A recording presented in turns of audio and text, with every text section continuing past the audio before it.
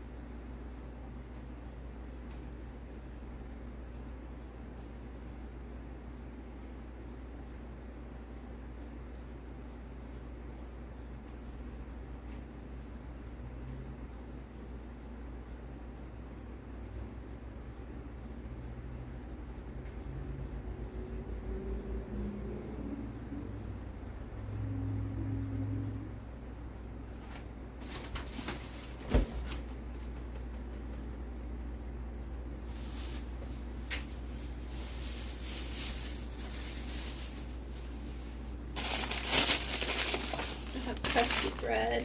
I've eaten a lot of it though.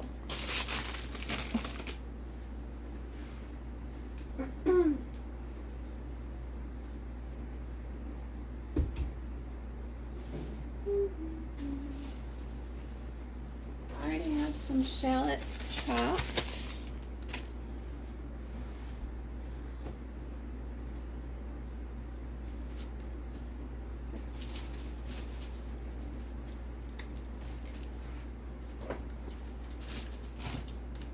Got some harissa paste.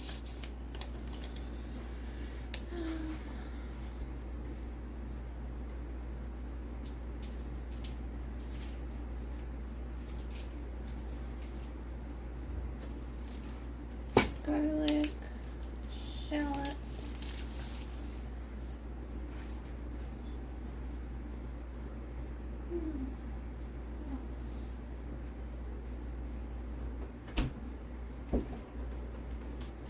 Oh yeah, eggs.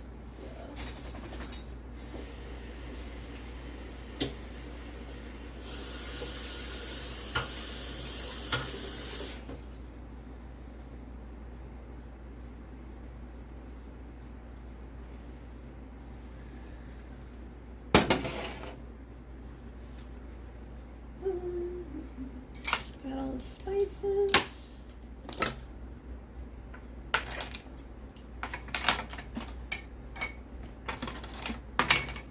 Should I use some of these?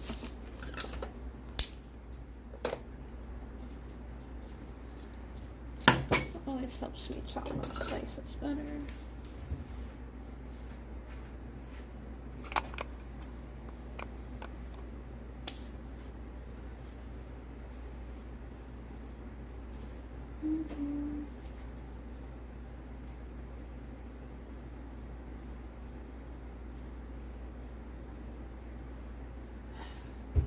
Reopen all the windows before it gets too hot.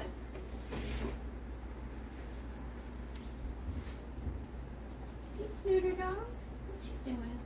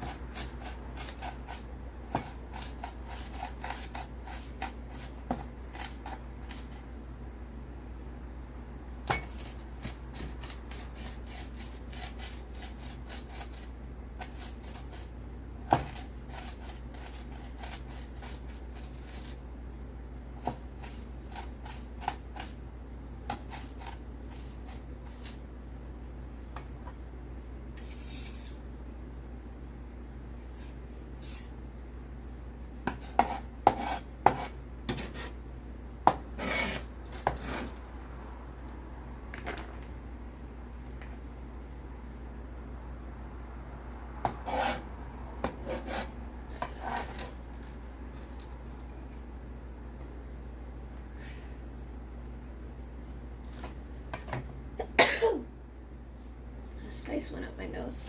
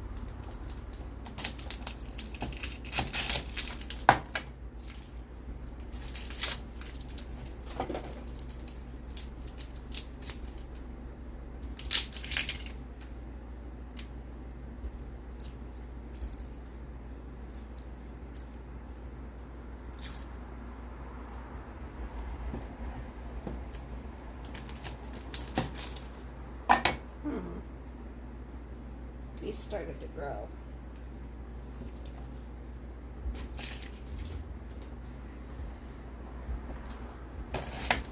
I wonder if that's going to make them bitter.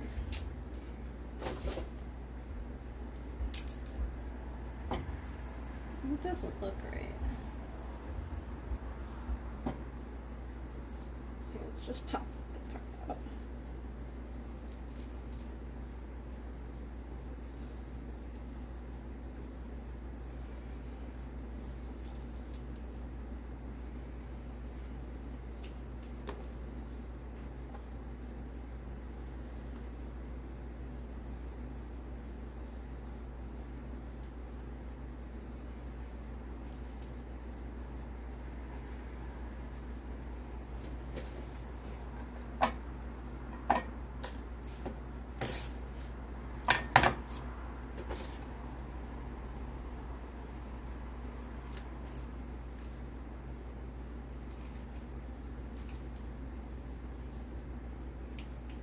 This is sort of pointless. There's not much shallot left if I dump this stuff out.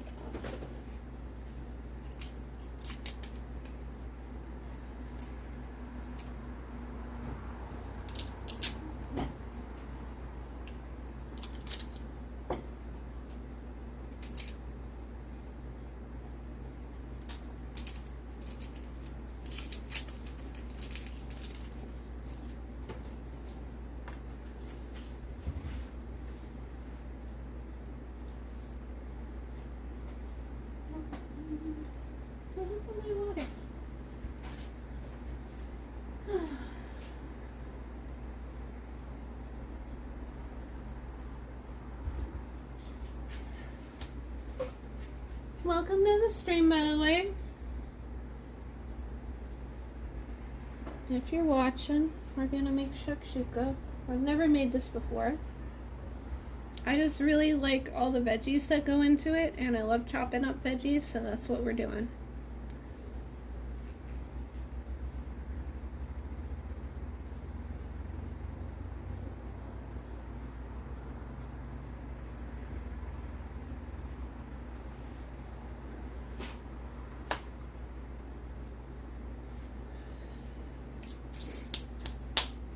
I have cilantro and parsley. I don't know if they're going to go well together, but I've been told to use one or the other, and so I'm just going to use both because I love fresh herbs.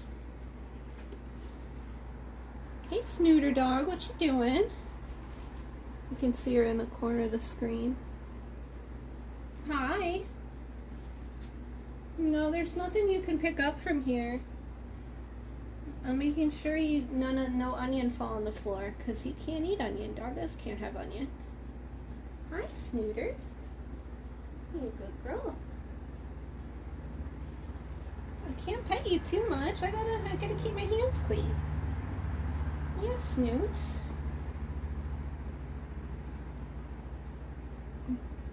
My floor is so messy. Look at that tail. Maze, what you doing? Come here.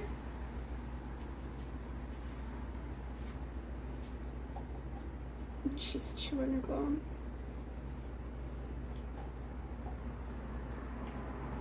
I'm cleaning up from months of depression mess. I'm slowly getting there. I did all the dishes. And there's a fuzzy that's in my pan. I did all the dishes. I did like 3 loads in the dishwasher. I cleaned my, I did a deep clean of my cutting board. I wiped down the whole countertop and I took all the spices off and I rearranged them and I wiped it all down. I'm really proud of myself. Baby steps. Hey, Snooter. I've been wanting to make shakshuka ever since that viral TikTok of that lady saying that she didn't have kids and so she could just wake up hungover and make shakshuka. And I'd heard of the recipe before and never really thought about making it. And I googled it because I forgot what it was. And it just looked so tasty. It's basically eggs poached in a homemade tomato and bell pepper sauce, and then you eat it with crusty bread. And it's just a bunch of onion and garlic and spiciness and tomatoes. And there's going to be paprika and cumin and black pepper and a little bit of cayenne pepper in there. And I'm not gonna make I'm not a big fan of runny yolk or poached eggs. So I'm actually gonna make like an omelet type mixture.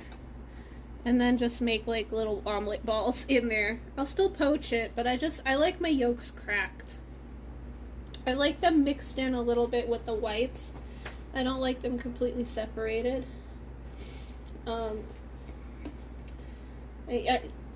Yolk by itself just sort of grosses me out, and egg white by itself is just like, it's like rubber. I don't like it. It's not that it doesn't have a bad flavor. So I'll probably crack an egg each time and put it in this little dish and then carefully drop it into the stuff after it's all simmered down.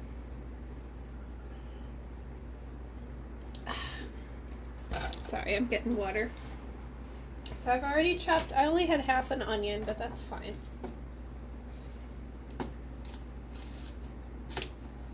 So now I'm just chopping up these shallots.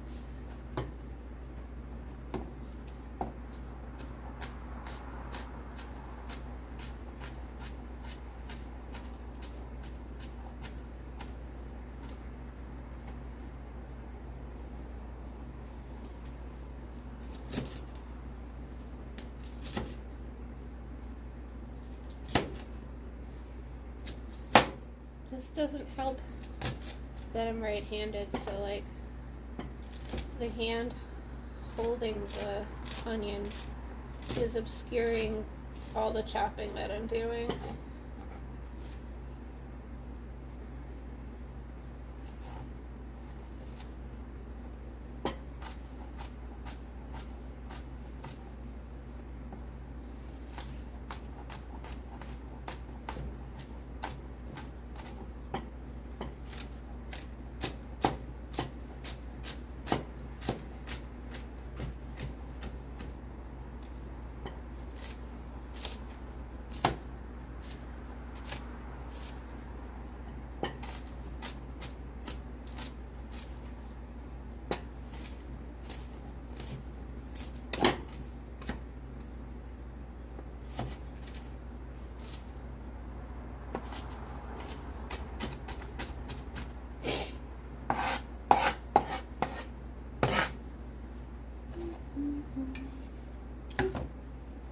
There's some of the paper stuff on there. I don't want to eat that.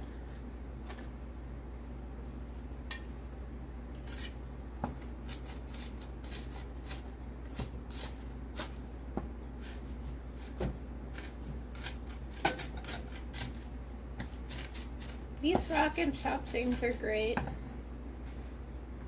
for when like my finger joints are really hurting me and your wrist hurts from chopping too much.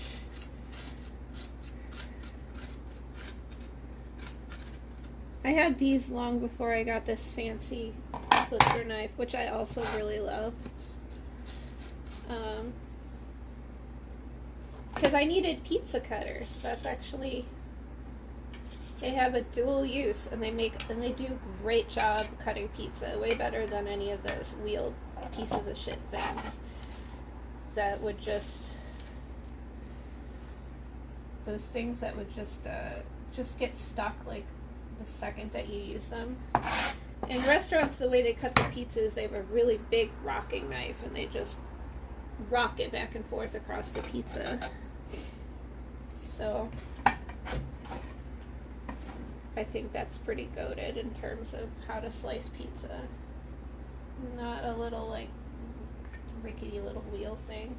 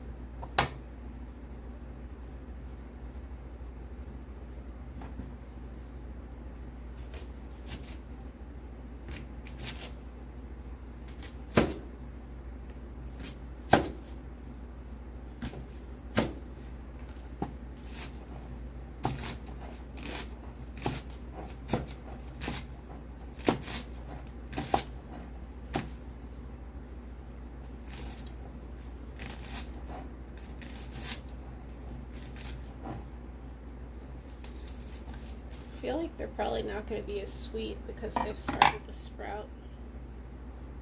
Like, sugars are energy for plants, so you can get a noticeable taste difference between an onion that's sprouted versus not, I'm willing to bet. Or a shallot. Funny enough, this is what's hurting my eyes. The onion wasn't that fragrant.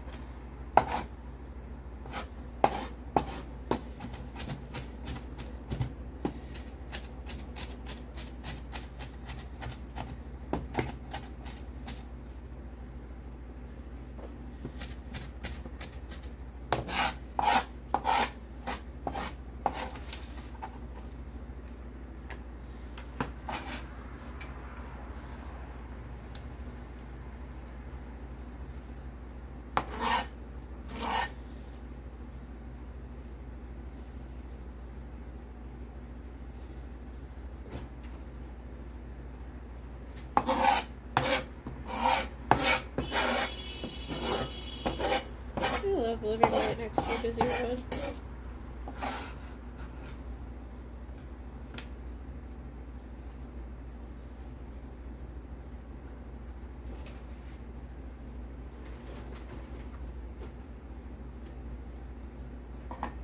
Okay.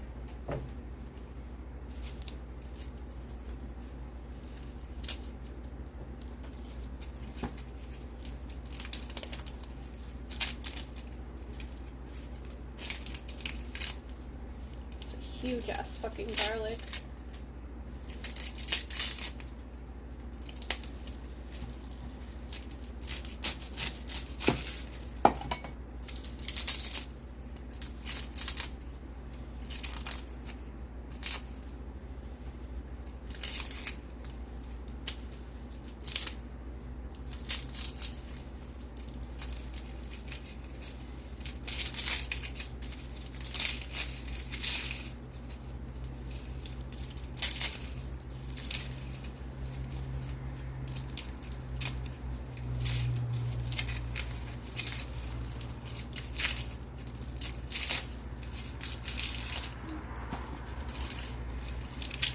There's only 3 garlic cloves. Let's use like 5.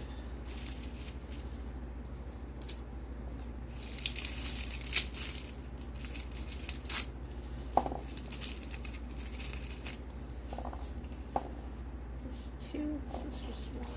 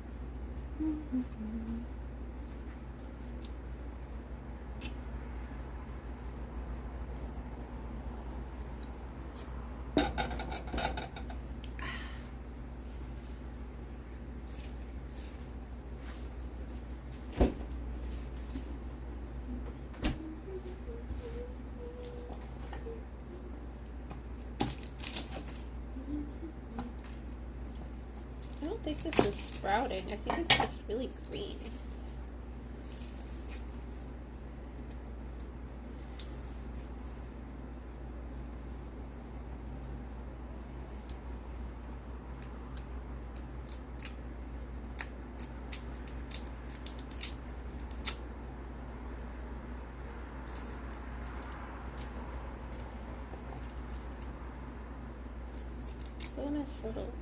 Bonus bulb.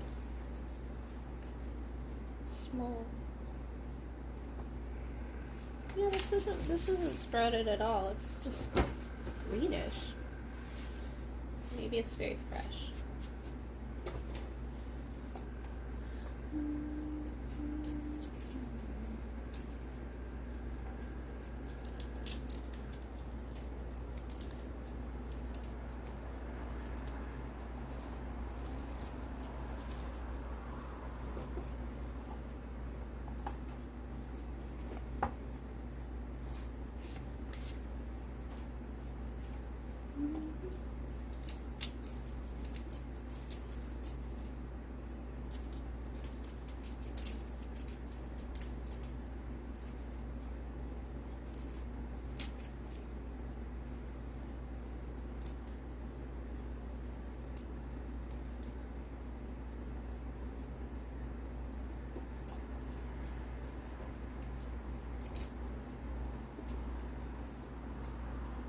Garlic is a weird plant.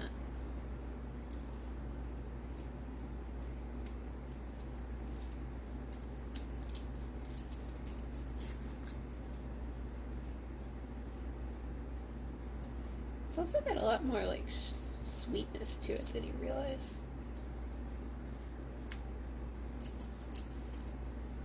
Oh, there we go. Look at that. That's weird. Mm-hmm. That's a shit ton of garlic.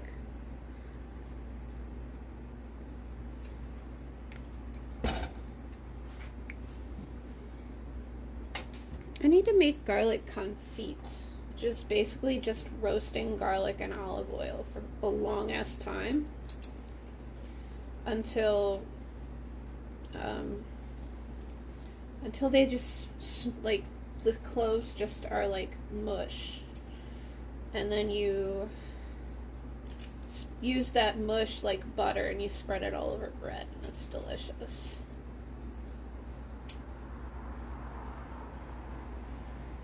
It seems super simple and super tasty, and I want to make it one day.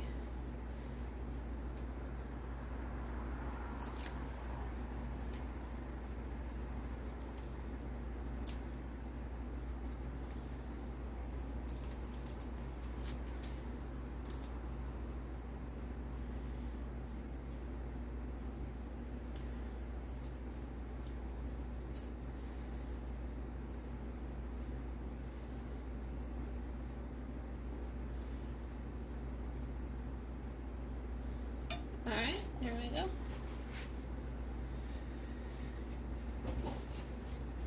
I still have a few of these little containers. Where are they? These need to go in after I soften and get the bell pepper in, so I'll just make a little separate thing.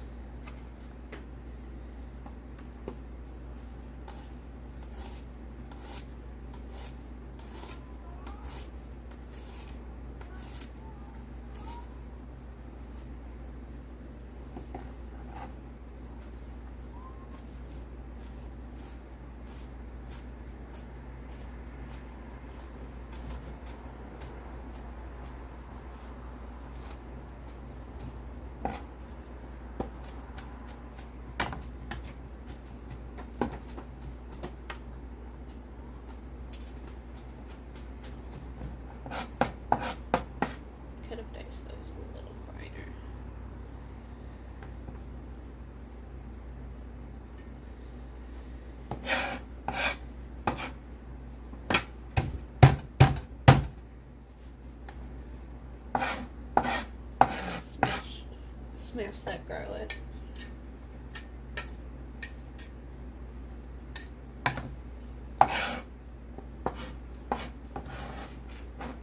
You want it to be like crushed garlic.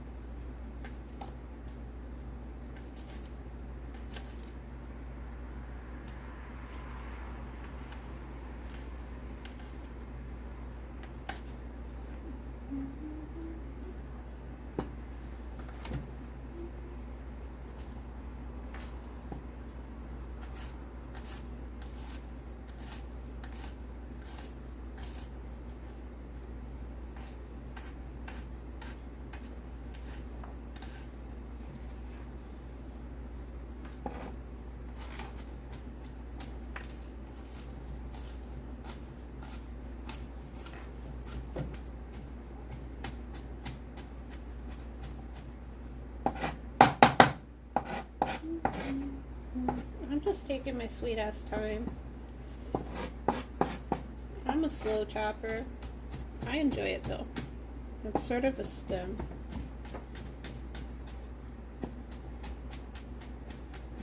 Let's try this rock and chop.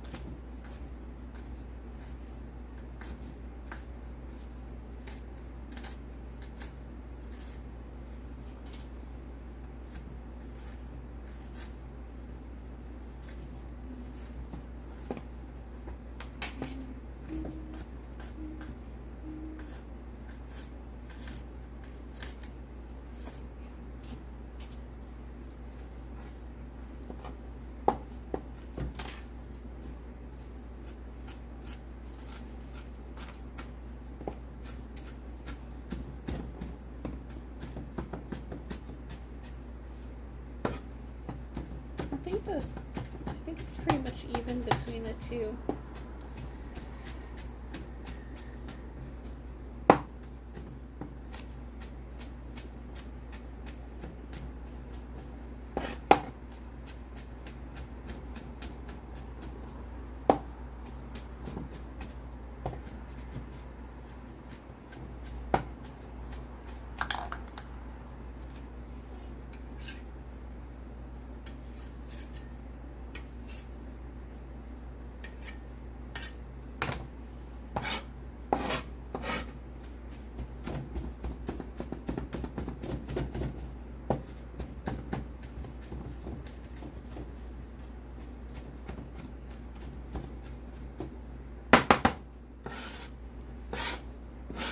Smash all this shit.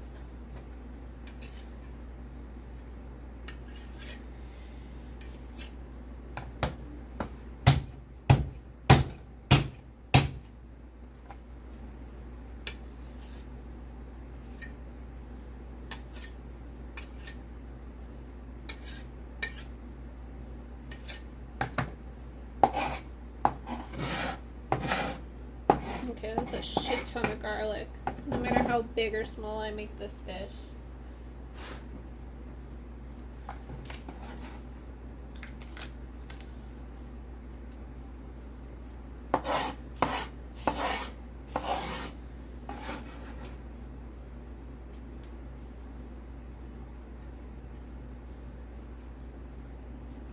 Yeah, see, garlics are so sticky. There's like a lot of sugar in them.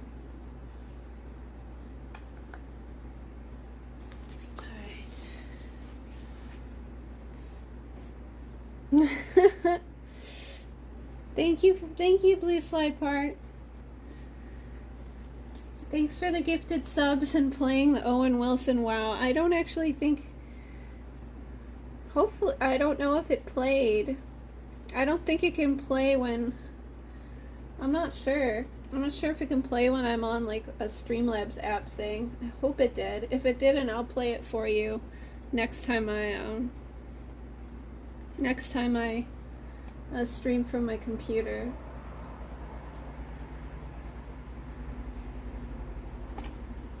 I owe you that much. I forgot I even set those up, by the way.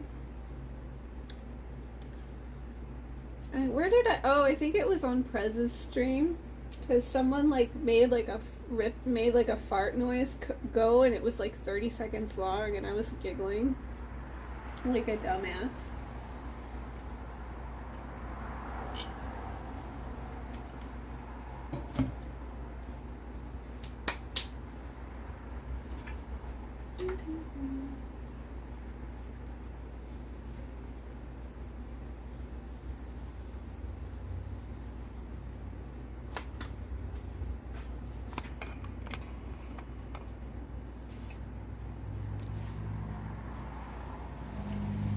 So if you've just joined, I'm chopping. I love onion and scallion, and I've chopped up a shit ton of onion and scallion. This will reduce when I caramelize it. I just chopped up my garlic. So now let's do the red pepper.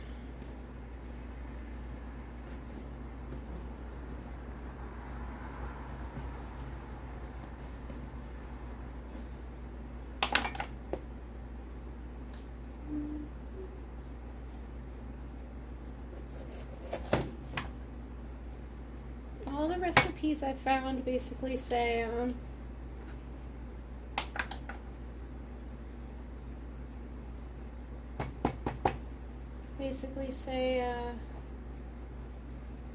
get the red pepper and onion together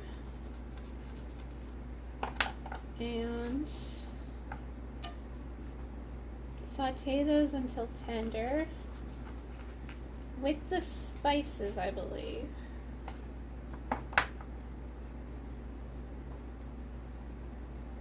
These things are so weird.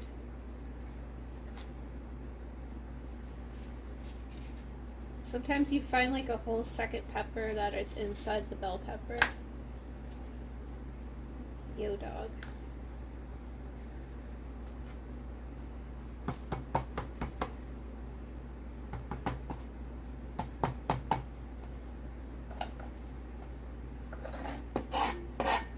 Oh no, I forgot to take the sticker off.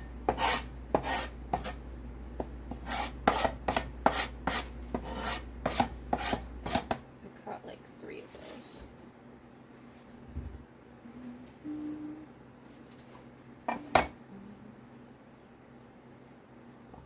Oops, there's the sticker.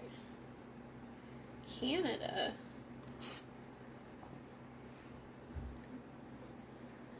It's a weird place to grow peppers.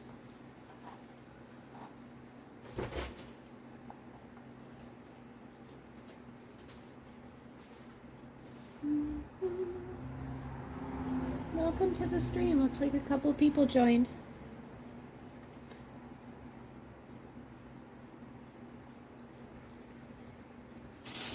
Now let's put the already chopped stuff over here where you can see it.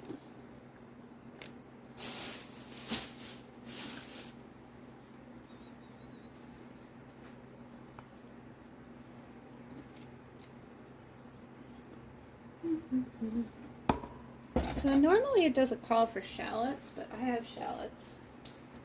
And they're like onion. They're a bit sweeter.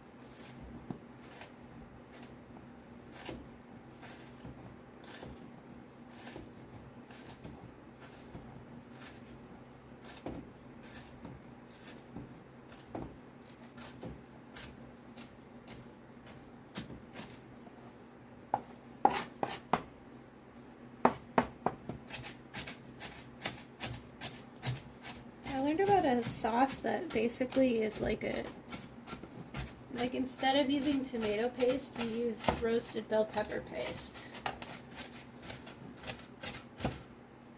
And that sounds really good. I think it's a, like, I don't think it was Vincenzo's plate, but I do recommend it if you want to like learn a lot of Italian cooking type techniques. Vincenzo's plate, Vincenzo, I believe, is a great channel. I learned about him through Guga. Guga Foods is another good channel. He runs sous vide everything, and then a couple other channels. He does really, he does dry aged steak. So just a warning to vegans in chat that Guga's all about meat. But I haven't myself eaten beef or steak since 2001. So I still love binging his videos, because they are interesting. He does a great job presenting them. And the idea of dry aging meat in general is just odd to me. I just had no idea that that was even a thing.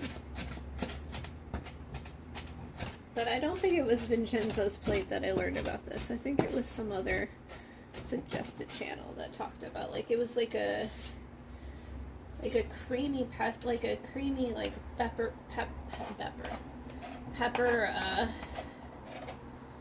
kind of like puree mixed with heavy cream or something. It just sounded really good. Maybe it wasn't even mixed with heavy cream. It just like got a really nice creamy consistency.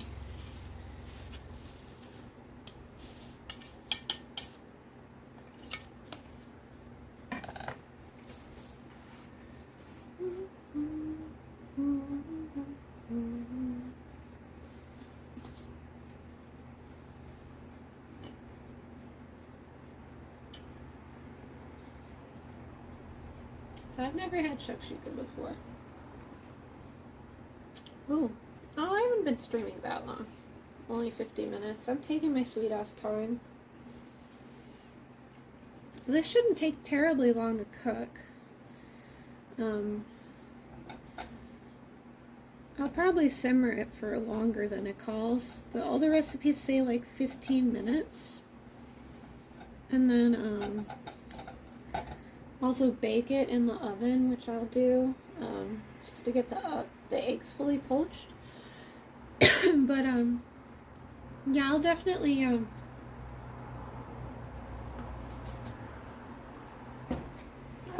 want to simmer it to make it thicken up a bit. Like, make it a really good, thick tomato sauce. One of the suggestions to thicken it up without just simmering it for a super hella long time is to add a jar of tomato paste, but unfortunately I do not have any tomato paste. Another thing that I unfortunately don't have that I didn't put on my shopping list, but I've been seeing in a couple other recipes that I found, that feta cheese. I love feta cheese. And that's one of the recommended garnishes for this. Okay.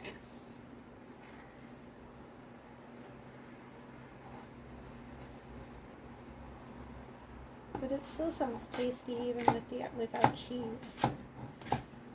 And I am a cheese fiend. I love cheese.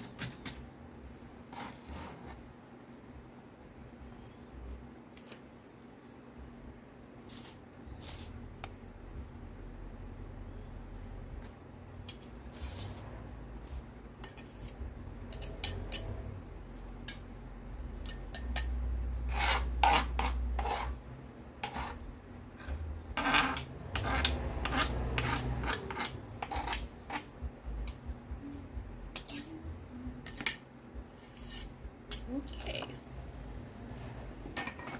Almost ready. Let's get the little stuff done. Where is it? Just wash these. Some Italian parsley. And a bunch of cilantro.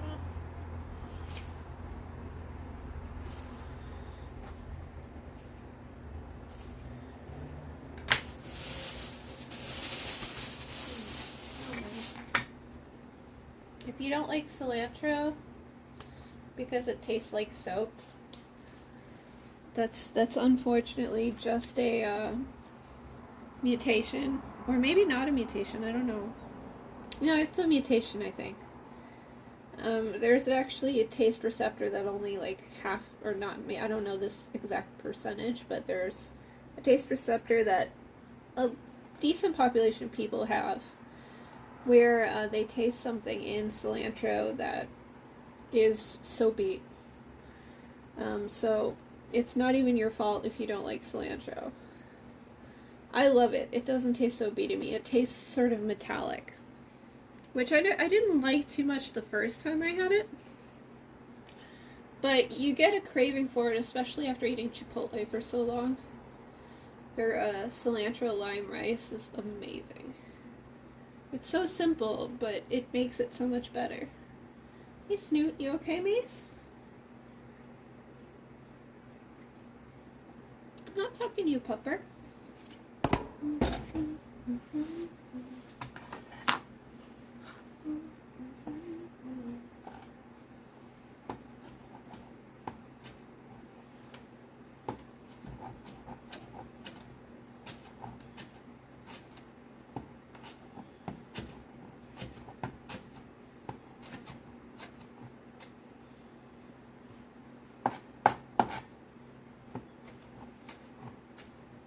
Some recipes even say throw in spinach, but I'm not a fan of spinach.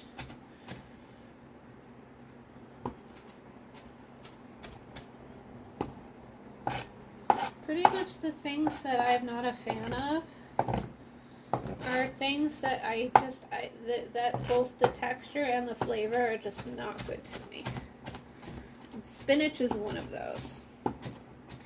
I can tolerate spinach, like fresh spinach, in a salad or in a sandwich if there's no other kind of green to throw in. But the flavor is not very enjoyable to me. I'm not a big fan. But the texture's fine. I like nice crisp leaves of things. But when you cook it and it gets a little like slimy and shit. Yeah. I can deal with like cooked kale and cooked basil, and I love the taste and smell of basil, so it's going to be hard to get me to want to move away from it. And it's not slimy when it's wilted, but just not a fan of spinach. Feels like I'm peeling apart like layers of lichen whenever I like sink a fork into a spinach quiche or something like that. Bleh. Same thing with avocado. I'm a horrible person, but I don't like the flavor of avocado and I really hate the texture. It's probably one of those acquired tastes. So if I could get past the texture, I'd probably enjoy it. But something about like a mushy, like I don't like peas either. I don't like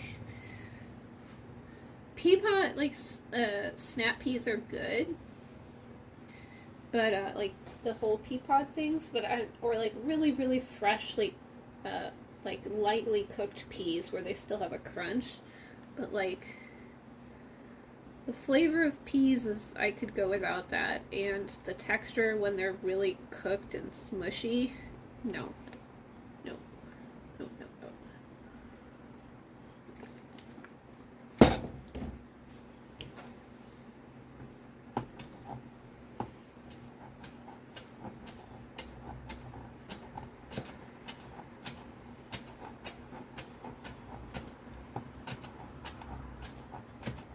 When I was like in my like 10 and 11, I was really in love with oregano.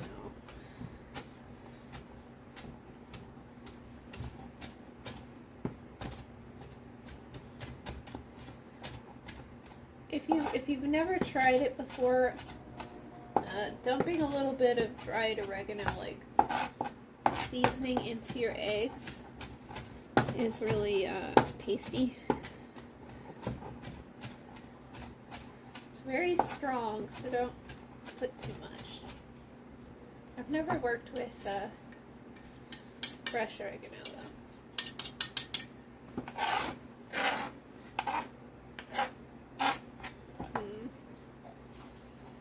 This is too small.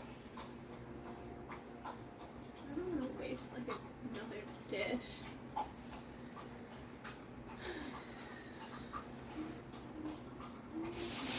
Put this back in the fridge.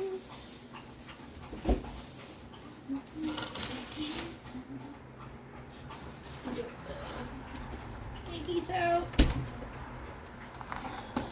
Hopefully don't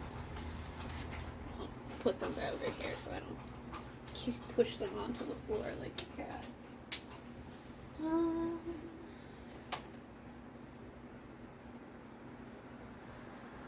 This is a dumb thing, but it works. Just dump all that parsley. That's a bit too much. Parsley has a flavor, but it's not the best. It's pretty mid. I'm gonna be real.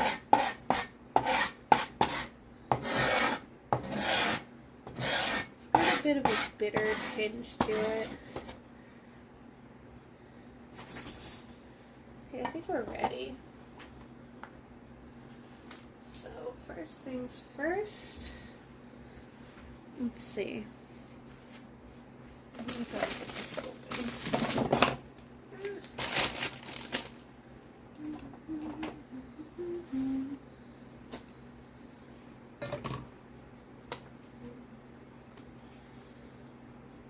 Hopefully they're not gone bad.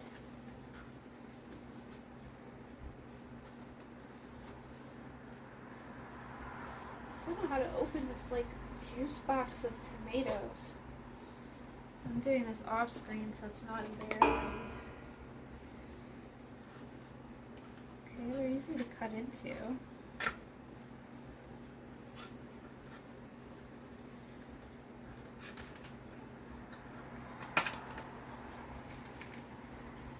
Okay, looking good. These go in after I'm done simmering the onions and... Alright, that looks good. Chopped tomatoes. Not gonna put any Parmesan, so we have ground cumin. Let's get the measuring stuff out. Don't need poppy seeds, a little bit of cayenne pepper. Definitely the paprika. Black pepper. Salt.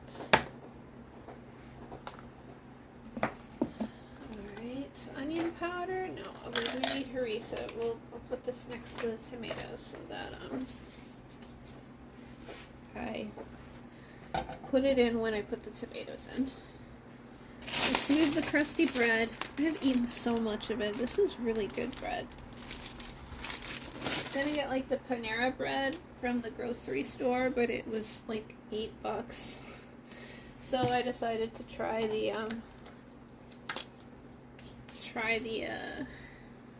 stores. I'm drinking a little bit of wine. I decided to try the stores, just like the $4.99 bread. It's fine. There was a 3-cheese semolina, and there was a jalapeno cheddar. Okay. So, first thing we do is get a generous amount. Let's back this up a little. It's no longer chopping time. So let's move this onto the pan that I'm going to be cooking with. And get all the fuzzies that... I missed that one, and it's a little piece of garlic paper. It is. About 3 tablespoons of olive oil. I think tablespoons are bigger than I realize. I like olive oil. It's a place my grandma would cook dinner every weekday. And then on Saturday and Sunday they would go out to eat. And I was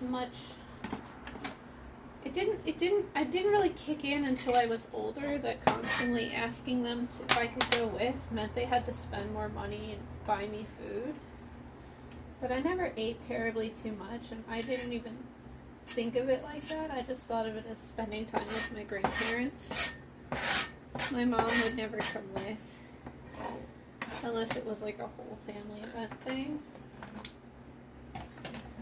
And one place that we would go a lot was a place called Giuseppe's in Des Plaines, Illinois.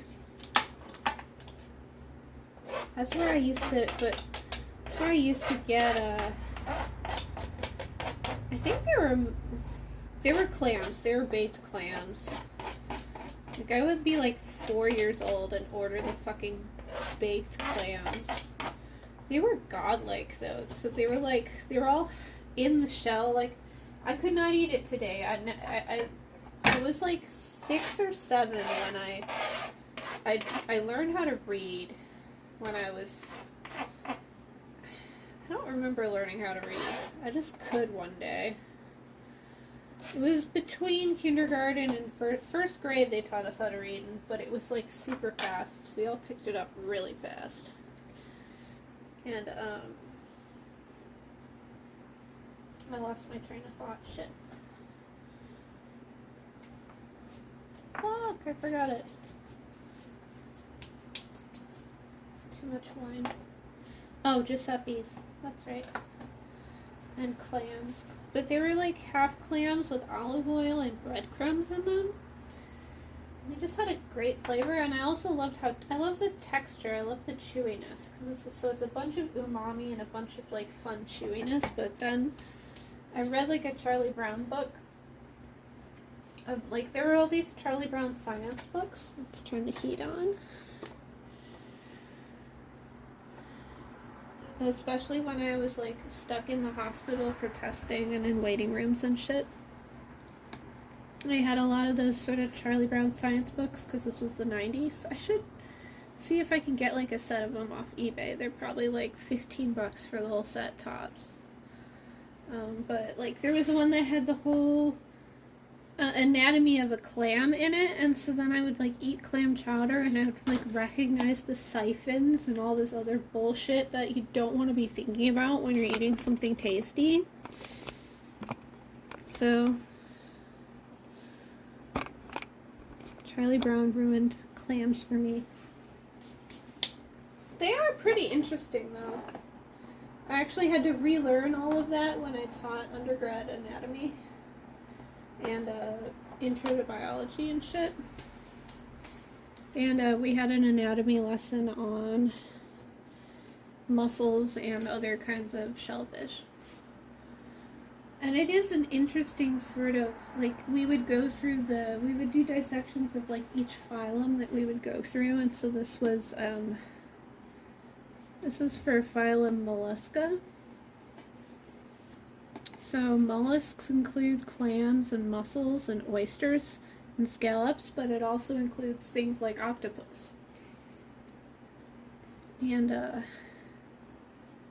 yeah, I just would recognize all the little pieces, and the clam chowder was just bad from then on, and it made me really sad. I miss it. Baked clams, too. There's another Chicago dish called, I'm heating the oil, so I'm just waiting for it to heat up, basically. There's another dish called, it's a Chicago-specific dish. I didn't know this growing up.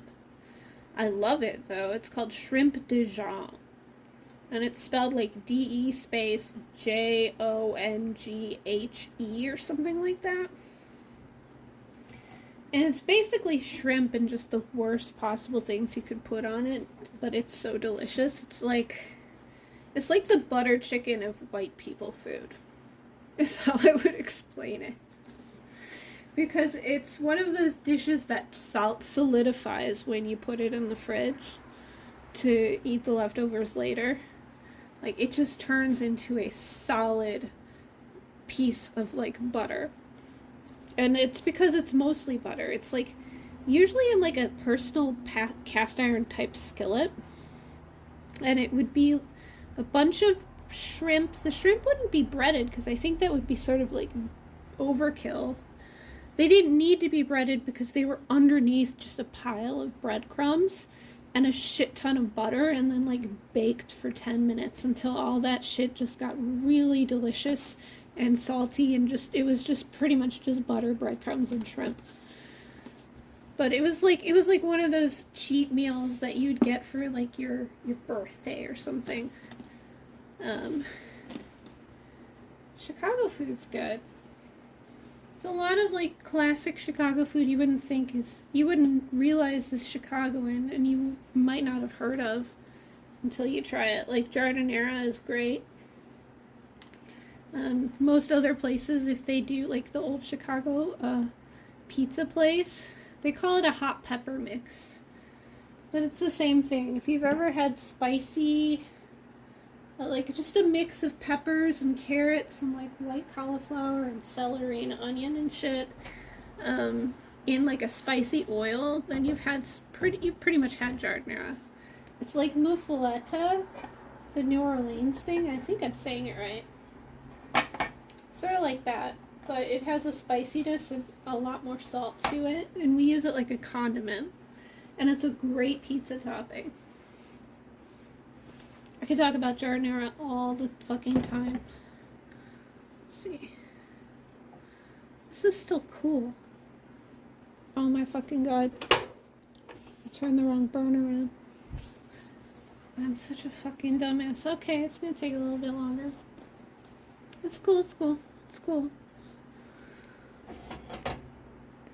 I could never have a pet bird. I don't think this first of all, don't ever get these. I got these off Amazon when I still had an income. I think it was only like $35 for both of them or something like that, but it's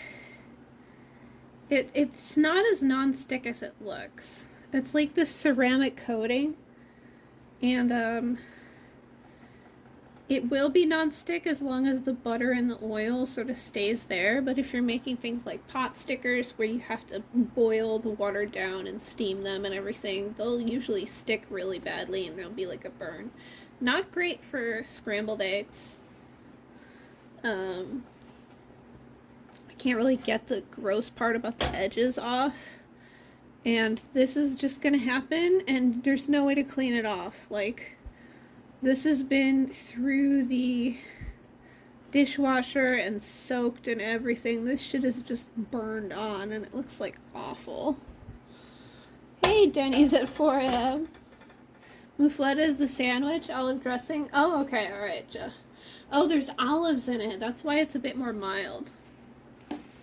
I do prefer giardiniera that is chopped up like muffletta, like really tiny, sort of like a tapenade. But the big chunky vegetables that you would put on like pizza and shit, that's really good. There's another chicken Vesuvius, I think it's called. We used to go, it's just called olive dressing. Okay. I like muffletta a lot. It does need a little bit more spice, or sorry, I like olive dressing a lot. It just needs more spiciness to it. Alright, I'll fix it. I'll try to remember olive dressing. Thanks. Thanks for the info. I love new foodie info. Always a joy. We don't have, well, I was gonna say we don't have like a specific sandwich or anything that uses the giardiniera, but actually we do. The hot beef sandwich. It always will have giardiniera peppers on it.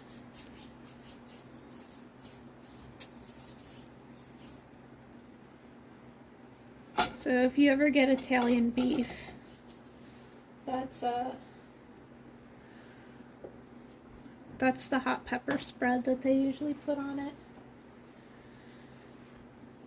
But at Giuseppe's, as I was getting to, you're from Louisiana? Then I will definitely defer to you. Hey, hey, Dubu. I actually have a caw emote if you check the emotes. We have sandwich shops that sell mufflettas, and we could buy locally made olive dressing at the grocery store. That's awesome.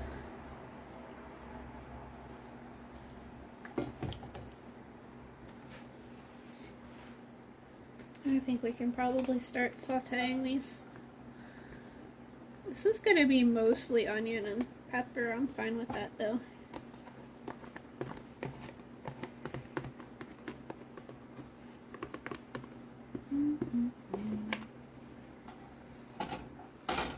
That might not be enough olive oil for all this bullshit. We'll find out. Yeah, I wouldn't recommend these pans. They're not very good. My ex visited and scratched them all up with cooking with metal forks. That's fine. That's fine. It's a good thing I don't have any pet burbs.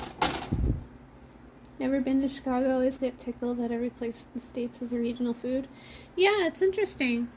Even like Nebraska and shit, they have sort of like German food. So they have like a whole fast food place. I think it's called Runza. They just have these like sort of hot pockety sandwich roll things. And even when I lived in Oklahoma, there's like a variant of the Polish cookies that I grew up making called Kowalski or whatever they're called. But like in Oklahoma, there's something called a kolache. I think it's just like an Eastern European, Slavic sort of Midwestern tradition type of bread, and it's like a bread with jam in the middle. And kolaczki are these smaller Polish cookies that are like a not a sweet bread, but just a mild, like I think it uses sour or cream cheese, like a cream cheese without any sugar type of shortbread. And then it's like a little circle or triangle, and then you put jam in the middle and then fold it up like a little taco.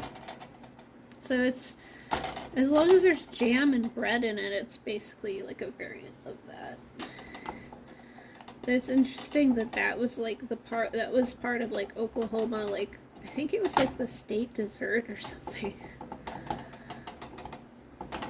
But yeah, in Chicago, giardiniera is such a topping that it's offered at Subway even. You can't get it anywhere outside the city.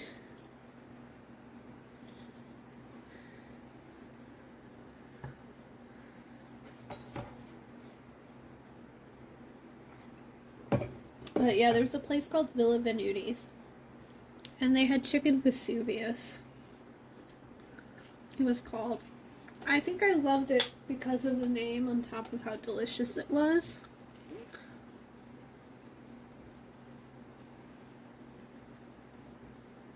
Can't. Oh, I forgot to even mention, I brought up Giuseppe's for a reason. Because instead of like, they would bring butter to your table with the bread, but every table had its own thing of olive oil. And they would bring fresh shredded Parmesan cheese in the little shaker things.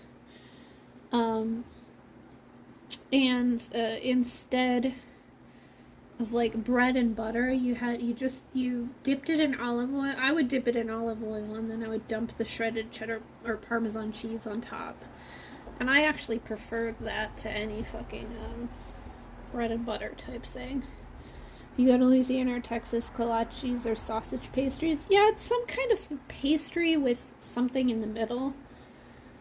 So some people can make it savory or not. But yeah, we call them kolaczkis, the American way of saying it, instead of Kowalski or whatever it was. We make them every year though. It's a big hit with the whole family liked them. Usually a pineapple and raspberry. I'm not a raspberry fan, but the raspberry ones I prefer to the pineapple ones.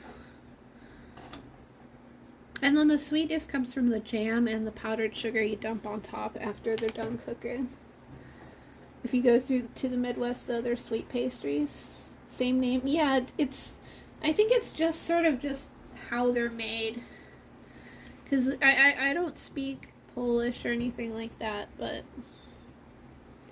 like there's like the root to the word, that so it could just mean like rolled up pastry or something like that, or that could be like what kolaczki like that means. I don't know. Ki usually means in Polish, it usually denotes something like cute or smaller.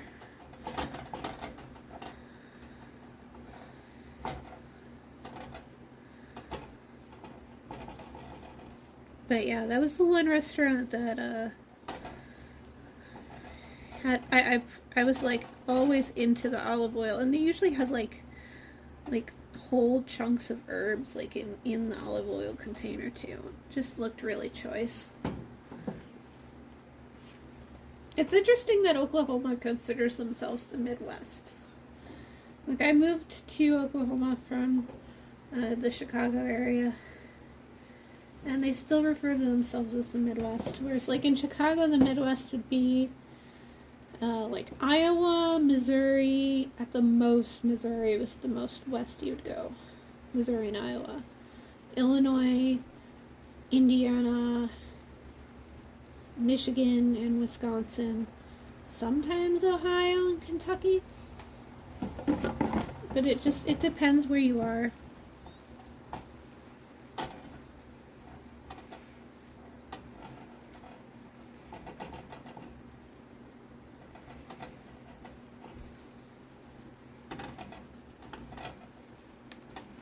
I should put in the cumin and stuff now.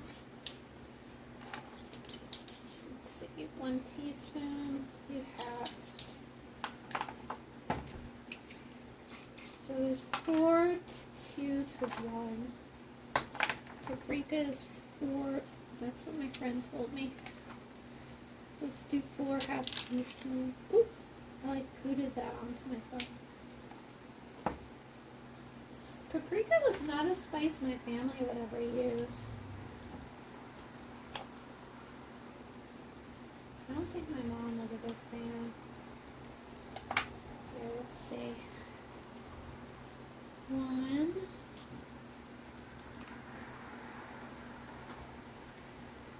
2,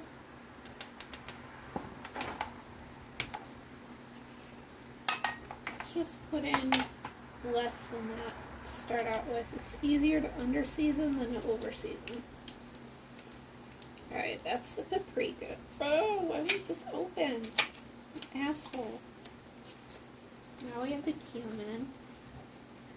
Oh, and there should be a lot of salt and pepper for all of this. That's one thing I would always forget is to like salt and pepper the veggies. So like if you like saute veggies for like a quiche or something, and then you add them to the egg mixture that was totally like seasoned well, it's gonna just dilute your seasoning if you don't salt and pepper your eggs. 1 of cumin. I heard like a pinch of cayenne pepper.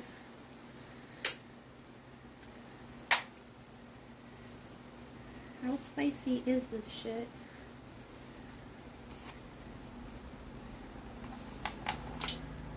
Let's just use a 1/4 teaspoon. Pinch of cayenne. I should keep the paprika open. I already added the black pepper. Okay, I think we're good. Let's mix this all in. Yeah, a Chinese chef knife. Yeah, I got it from the Asian market. I just need a knife.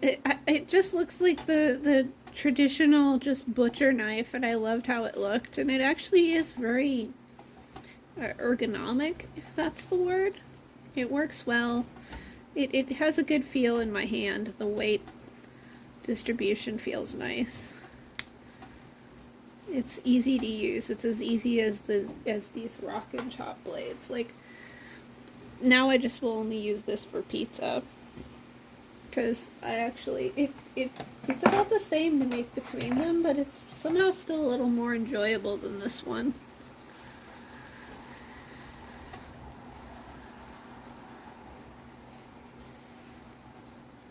I have one exactly like it that I bought in the Asian market over 20 years ago. Yeah, it feels great. It just feels, it has a good weight distribution, yeah. That's good to know that hopefully it'll last 20 years. I have these pots, these copper bottom pots, and these are older than I am, which means they're 30 plus. And it's just like, if things actually didn't have like the whole planned obsolescence factor to everything, it'd be super nice to like just be able to invest in something and not have to worry about buying it again for the next 20 years. I used to be like, well, why would you want to lock in what you're going to use for the rest of your life, like when I was younger, but now I'm just like, no shit, I would actually prefer to just be able to afford living in a, like, to own a house, please, for the love of God. I don't care how hard it is to switch. Just give me a house. Best for when chopping off limbs. Thank you, Zubu. Chicken, I mean.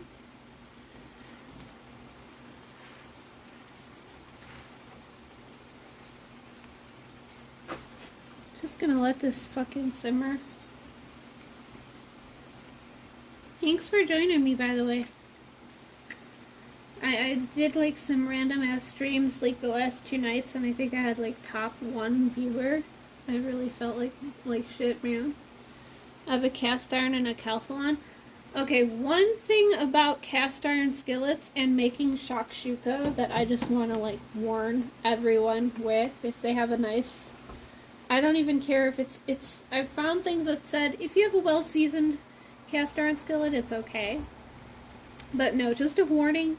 Do not make shakshuka in a cast iron skillet. It will ruin your seasoning. Anything with a tomato base to it is acidic, and it will destroy all of the seasoning of your cast iron. It's not good. Just don't do it. I think this will be okay because I used a lot of oil. Everything's tender. It's got a little more tender. I don't think this will stick, but these ceramic pans are not the greatest. Like, if you want to sweat out the moisture from a mushroom, they'll stick to the pan. You need to have some kind of oil or it's gonna fuck up.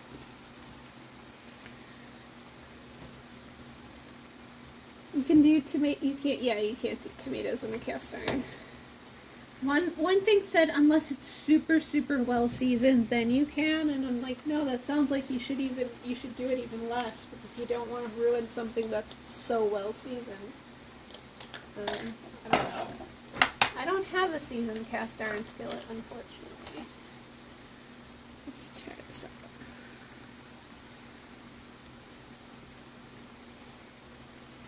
I need to have like, oh, Fusabot, fuck you, Fusabot.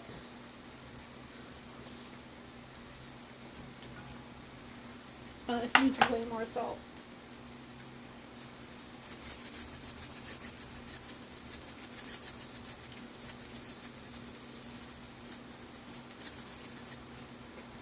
I don't think this dumps it out very well.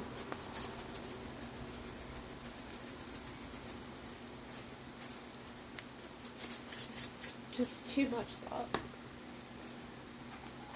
Paprika's supposed to be sweet.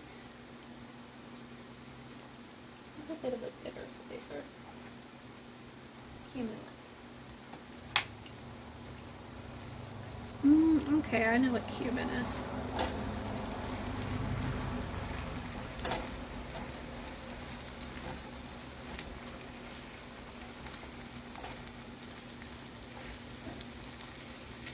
Woks are best for everything. Honestly, I almost considered making this in the wok. I have this little, tiny ass wok that has a flat bottom. It's not the best, but it's not the worst. And honestly, like, I'll make my Thai curry in there and all that other shit. The thing is that this recipe needs to have like a flat pan. But yeah, the wok concentrates everything in the very middle.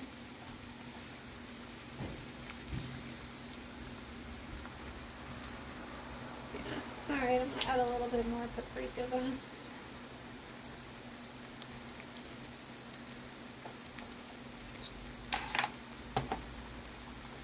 And I didn't taste any heat from the cayenne pepper. Let me taste cayenne.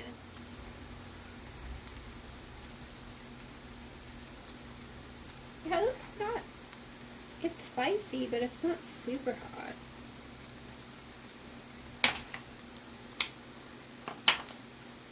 It's got a nice kick. Oops. I make such a fucking mess.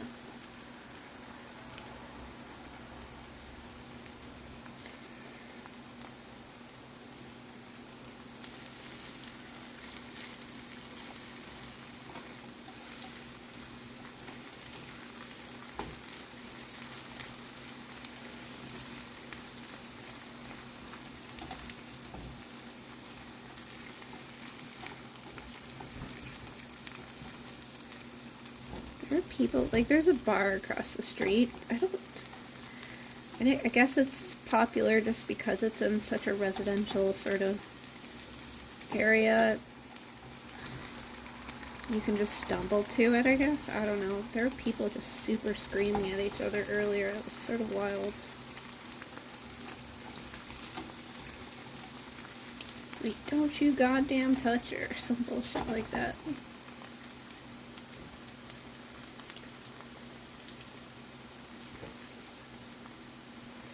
Let me taste fresh parsley. Yep, that's how I remember it. It has a bitterness to it. I figure you have a life, Dubu, but have you fucked around with a classic Wrath of the Lich King lately? I made a bunch of Horde characters on Farlina. And they're only in their late 30s though, just like me. And so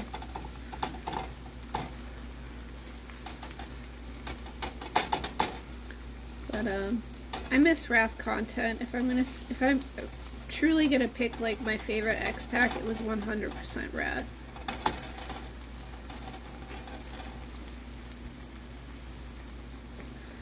It was the only time I had I wasn't in school anymore. I was applying to grad schools.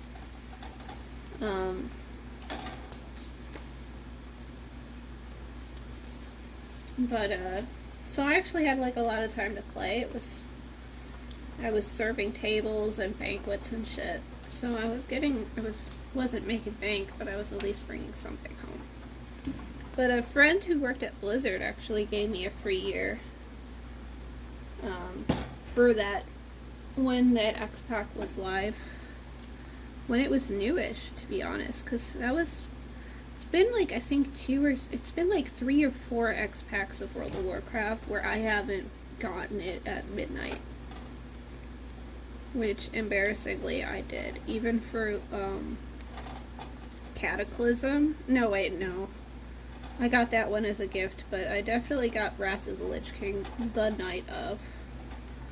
I remember just waiting in line to fucking kill, like, quest bosses because they had to respawn, and they had, like, a 5-minute, 10-minute respawn timer, and there were 15 people waiting there just to do it because it was a level 5 quest. Oh, no, not level 5, but it was, like, when they opened up Northrend. So it was like a level 70 or 68 quest. I liked Legion a lot. Mists of Pandaria. In terms of like PvE content, and that's like the world building, I think Burning Crusade is the absolute best X-Pack in World of Warcraft in terms of new areas, new regions, and the variance, the ecological diversity of regions. I love Zangarmarsh too, because it's all mushrooms, and it has one of the best ambient music scores of the entire game. But in Wrath of the Lich King was the most fun X-Pack to play, but the new areas were limited, just like Mists of Pandaria were limited. Like, they all still had to be sort of northern, cold climate type tundra environments. And Mist of Pandaria had to follow that, like, Asian-y aesthetic type. Sort of like amalgamating a lot of the East Asian cultures. But I did have a decent guild during that time. And so I did a lot of raiding, and the Siege of Orgrimmar raid is probably up there with the Icecrown Citadel stuff.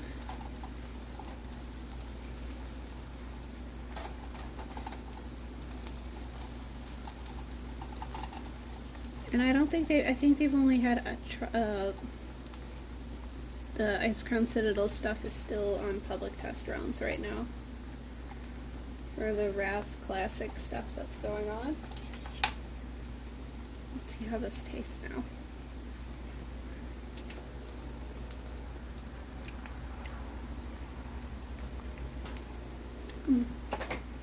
Ah, that's way better. I wonder how this would do with a little bit of MSG.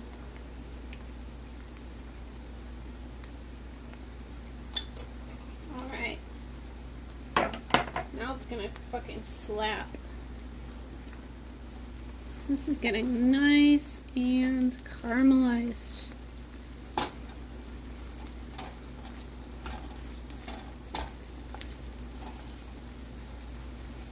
But I remember playing a lot with Debu and Wrath of the Lich King original. I just got really into raiding, and like that's the first time in World of Warcraft I like looked into what a rotation was and got all these add-ons to show my DPS and work on it and all that shit. I remember I did a decent amount of raiding, I think in not Cataclysm, but I think in Warlords of Draenor as well.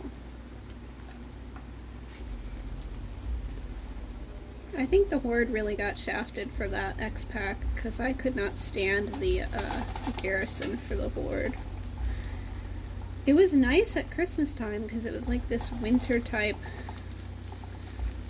wintry type area with snow, but the Alliance area was so much nicer. It was like Teldrassil type chill greenery and everything.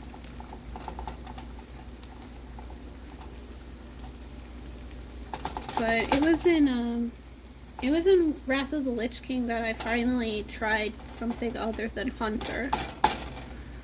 And I played Rogue, and that's when I just continued to main Rogue for the rest of time. I've only like ventured a little bit into tanking classes, and I don't think I've ever gotten past like level 40 as a tank. I'm just solid DPS. Even healing doesn't interest me at all. I truly don't understand healing. Probably like some kind of a whack-a-mole for people who have the right extensions to make it less of a pain in the ass. But I like to just like smash things and see how much harder I can smash them than other people. PvP didn't really get me until I think Burning Crusade. Either Classic or Burning Crusade. Alterac Valley. With my Hunter. I think I got exalted with Stormpike on that character, and she was like a Knight Lieutenant. I don't remember if titles were BC or Wrath. Whichever one that was. Back when Alterac Valley would be like, sometimes a single battle would last like 24 hours. Or longer.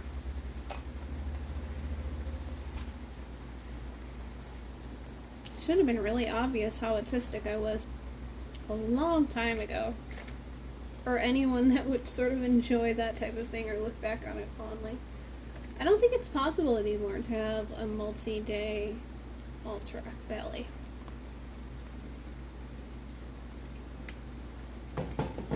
Alright, I'm going to preheat the oven.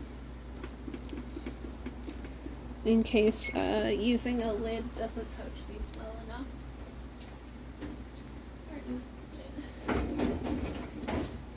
That's another problem. These fancy-ass ceramic dishes don't come with a lid, and I don't know. I think they're a standard size. I just don't have the lid that would match.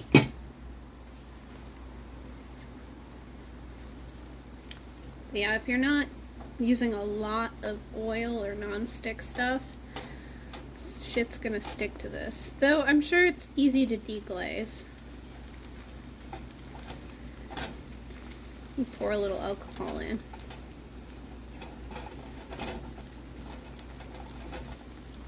But yeah, I'm glad I don't have birds, because even the ceramic stuff, if you overheat Teflon and you overheat the ceramic stuff, it puts a gas in the air that can kill pet birds, because you hear like the term canary in a coal mine.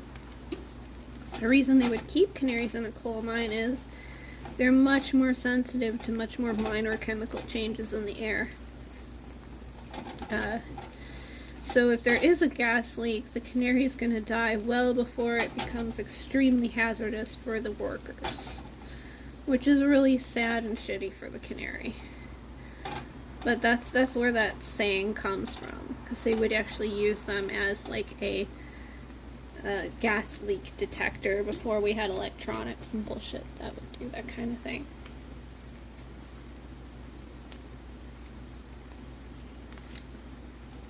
Alright, I think so. Let's see, I've been, an hour and 41 minutes? Okay, this has been simmering for much longer than that. Alright, let's add the garlic.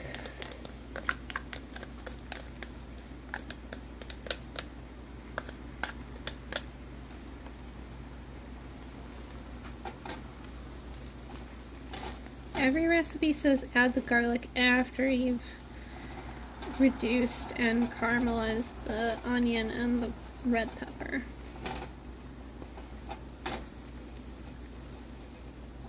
Simmer until fragrant. Isn't there like a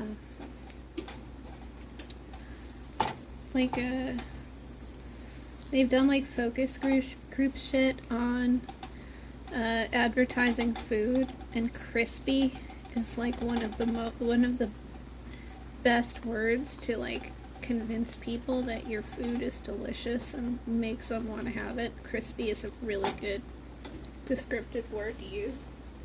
I think fragrant is probably up there with it.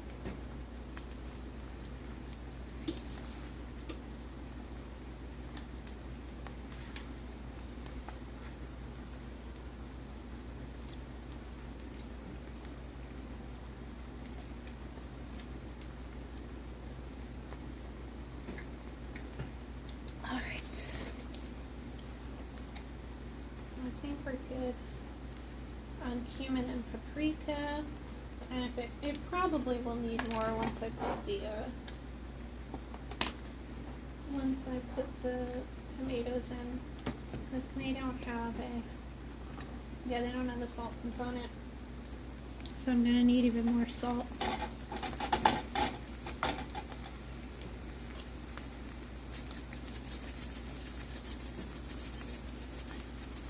Make this too salty, and then lighten the load with tomatoes. Okay.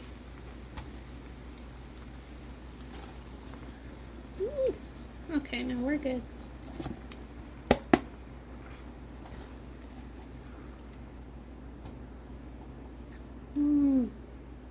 Oh, this is gonna slap, isn't it?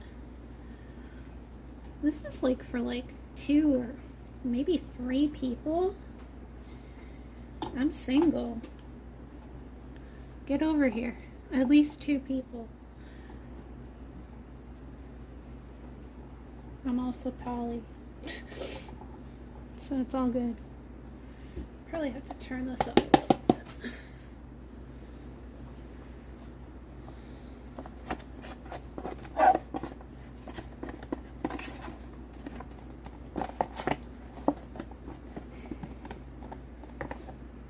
Let this simmer. I'll probably eat like the eggs out of this and then have a really nice tomato sauce. Got some noodles and shit. Read that the leftovers of shakshuka aren't exactly the greatest, because the whole point is to have the eggs cooked to your liking, and when you reheat them, that's not a thing anymore. But not if I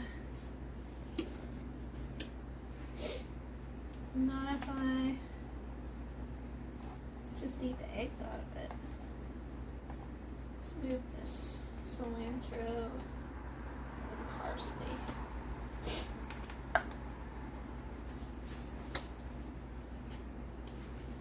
gonna slap though.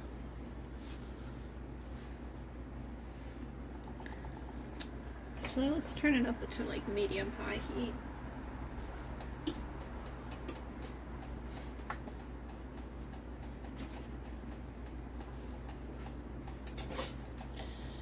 It was Maisie's, my dog. She started out as a regular dog, and then she was an emotional support animal, and now she's a full-service dog. She's a rescue. She's 11 and a half and or more. I got her in 2013 on this 10 years ago yesterday. And I want to do a cooking stream where no, it's too spicy, where I make some homemade doggy treats. Hey, Corona. Yeah, this looks, thanks for the follow. Ooh, that's roiling. Alright.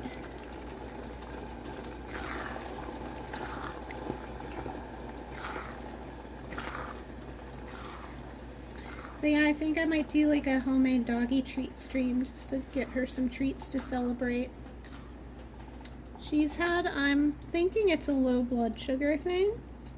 Oops.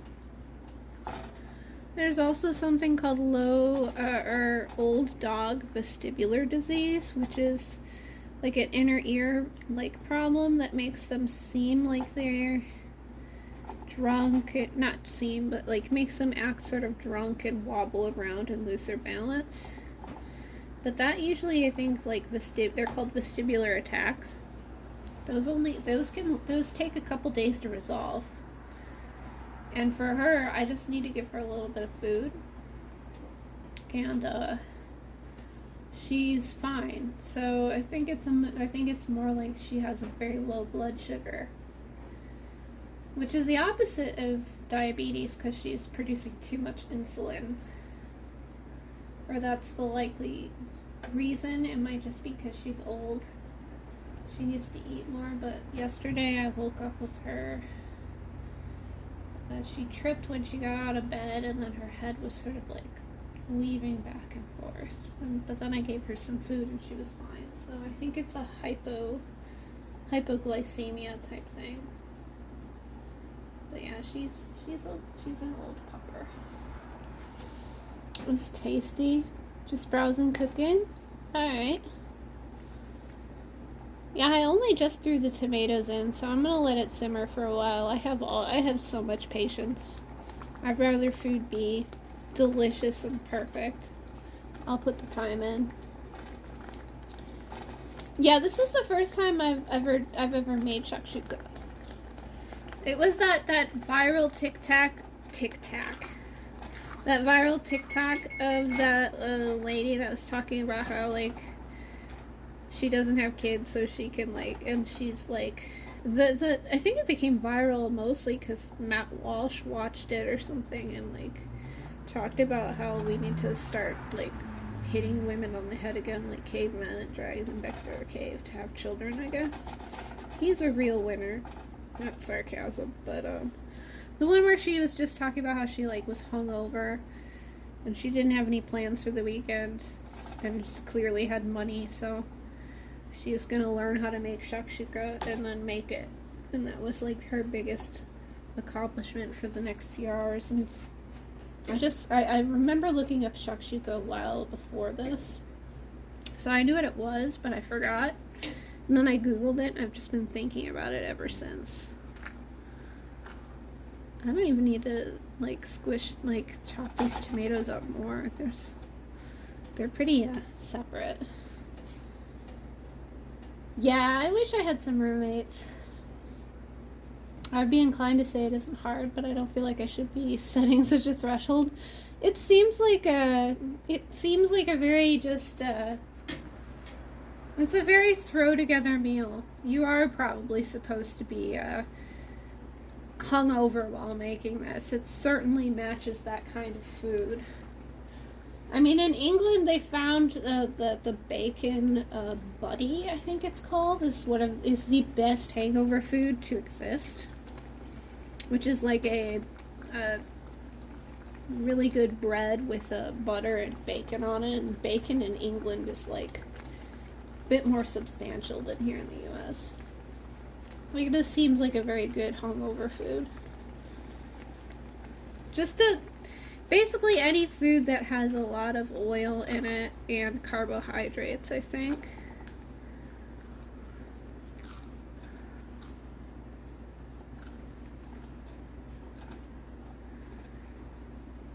Let's try this. Let's see. I'm sure it needs more salt because of all the tomato I added.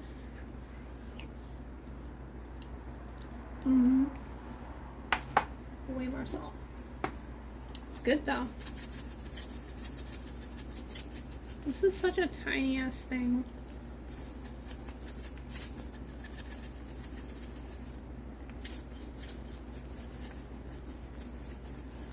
It's like it barely puts any salt on it, but because of how often I throw it, it looks like I'm putting too much in.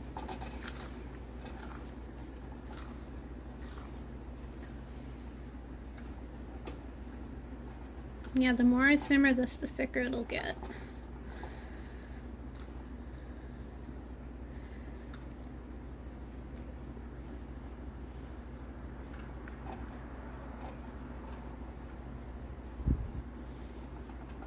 Yeah, I don't have any basil or mozzarella balls. I do wish I had some feta cheese to throw on this when it was done. But I do have a nice 3-cheese semolina. I've got some loaf left. That's what I'm going to be eating with it.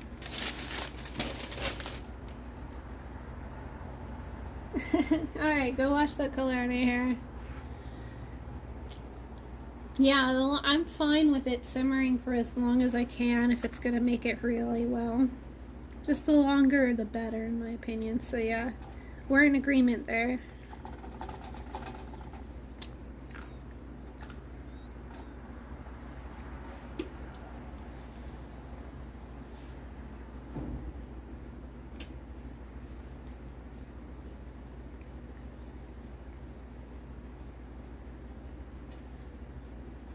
I'm gonna go change my music I'm listening to.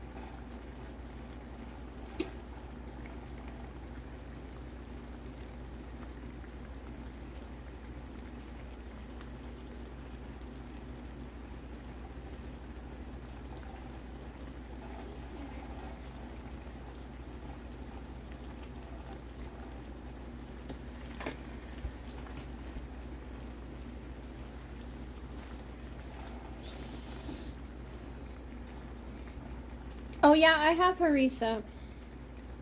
I forgot to add it actually. Thanks for reminding me. I don't know how great it is. It's US harissa, but it'll definitely add some flavor. I never tried harissa. My friend in England actually. I'm gonna put a shit ton in. I don't think this is. Gave it to me. I started putting it in every fucking thing I ate. It's like a North African jardinera. It's the spicy addition that you put in. I would eat it in. He would make red lentils. I don't like brown lentils. They're really squishy, but red stay apart. And just mixing in the harissa with tahini into like anything will make it amazing. Let's see how it tastes.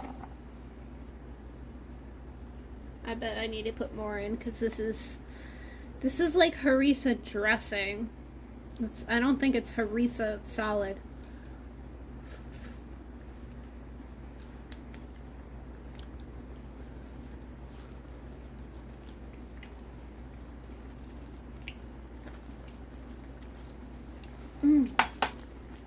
Yeah, I don't taste the harissa at all. So we're just putting a shit ton in. I actually, when I had more money, when I had an income, like a solid income,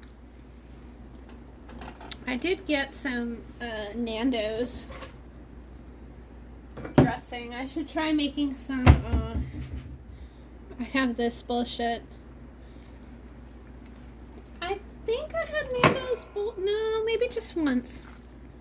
My first time visiting England, also back when I had money. My friend Mia, who sometimes pops into this chat, took me to have a cheeky Nando's in like 2010. And it's pretty good. I know it's a chain, but it's like trying to find a... Like, so there's like a lot of North African influence on and popular foods and stuff, and it's like the probably the westernized sort of spice, like lowered the spice down a little bit version of like North African food, because it is a chain. I don't know, maybe their chains are better there, but I really liked yeah, harissa and the peri peri drizzle, like pepper sauce. It has a really good flavor. It's just a different kind of chili that you make sauce out of. I enjoy it.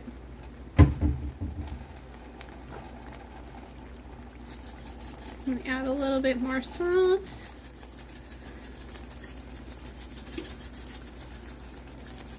Okay, that's good. The black pepper, we could use a little more black pepper.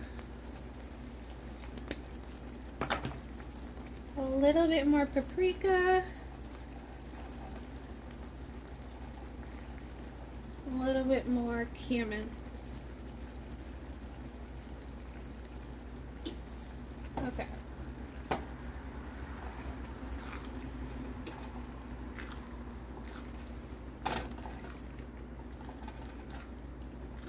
I think basil might go well in his, I don't know. If feta cheese does, then certainly basil would too.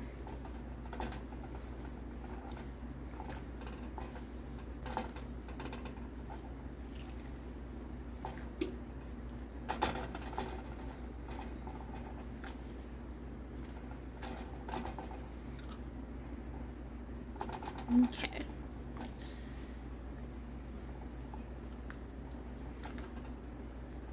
Yeah, this is so much.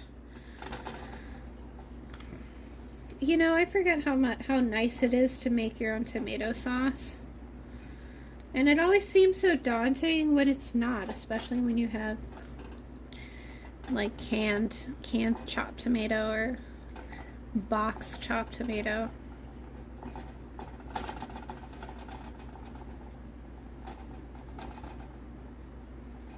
So my grandma would always, no matter what she was doing, she would use homemade tomato sauce.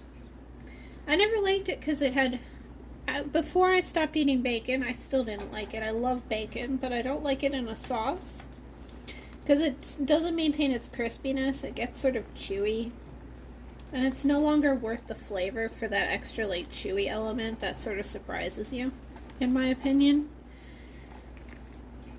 If I still ate bacon, I would maybe like add some bacon fat to the sauce to add that bacon flavor without that texture.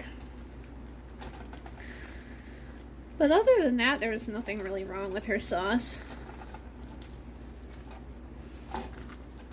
It was good. I didn't used to like super chunky sauces.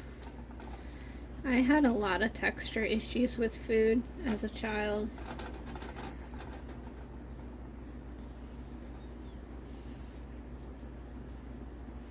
My grandma had sort of a limited menu too. She was born in the 30s, so like most of what she knew was like 50s and 60s cooking. There's some weirdest things that we would eat. Sometimes she'd make like fried hot dogs with bacon and like melted cheddar cheese on top and barbecue sauce. I'm pretty sure that was like a 1950s, 60s type of meal.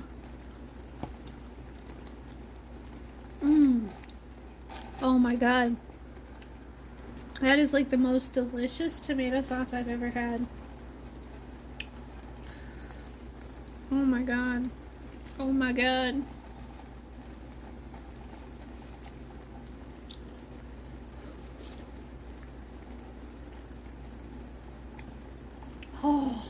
Oh my god. This is so good. You are missing out, I'm sorry. Please get over here, because this is way...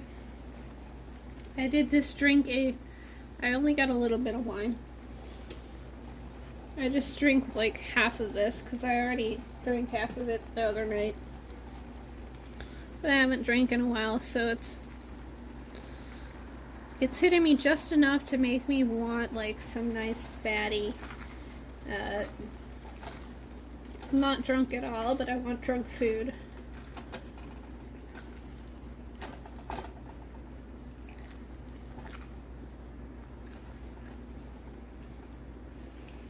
The oven is preheated too, so let's turn on the light. One of my secrets to remembering that the oven is on, I mean, this oven has a little light on it that says burner on, or it doesn't have one for the oven though. But there is a little LED on the actual like label on top, so. But just to remind myself more visually, whenever I have the oven on, I always have the light on as well. It also is just easier because then you can peek in on it all the time. See how things are cooking up.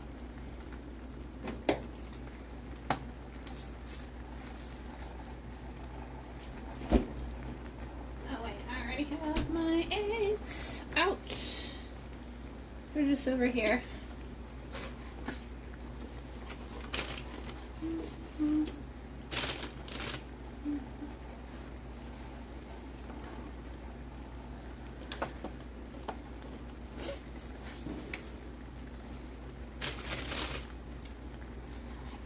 5 eggs? Okay, I really need a roommate. So I have a 1-bedroom.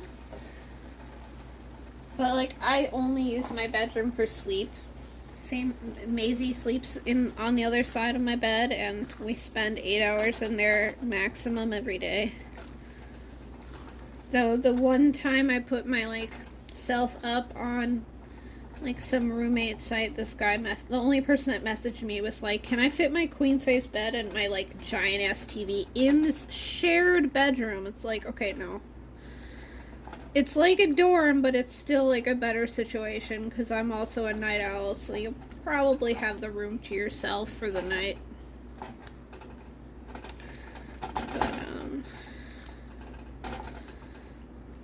But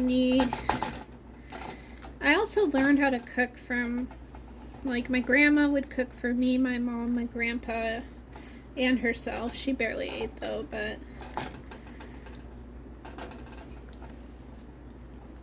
most of the recipes I learned were for more than one person, so I just always make too much food. It's fine though. Food is delicious. I wish working in like food service, whether it's back of the house or front of the house, was more rewarding. Like, especially for being like a foodie. I always thought that I would get to see all the behind the scenes shit and it'd be so great. But there's like no compensation, and the tipping system is the worst fucking thing in the world. You do get to see all the behind the scenes stuff, and it is fun. Sometimes it's fucking disgusting too. So yeah. It's a sales position more than it is anything else when you serve food, when you have to deal with any kind of a customer.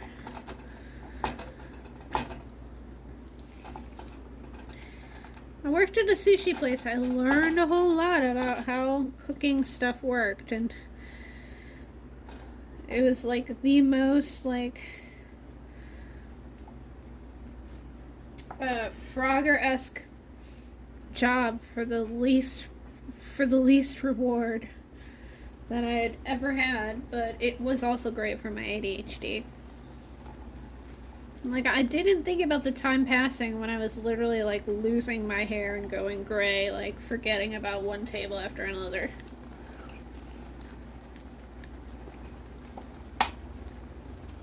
I was like proud of my exploitation because my job was not easy and not something anyone could do. And I was doing it for $2.13 an hour, which is the federal tip minimum wage in the United States of America. The minimum wage wasn't raised for, I think, like a decade now. But the tipped minimum wage the current one was set in like 1993, which is fun.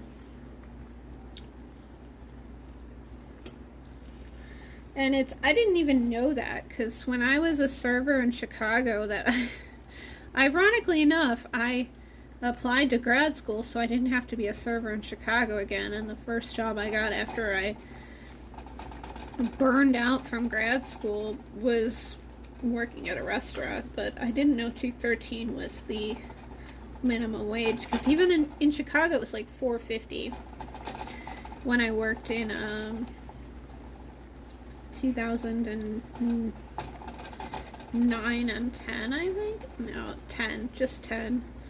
That's when I started serving tables. It's a little ass pizza place that the son, who was a complete asshole, randomly ran into the ground. Surprise. Leona's. Hey, nerd! Sorry, I'm a little bit, like, slow to respond. I've had a little bit of wine.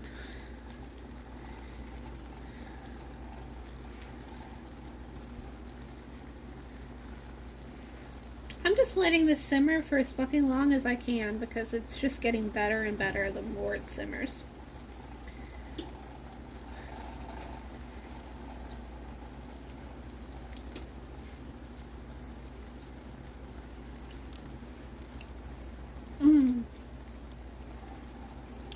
This is so good.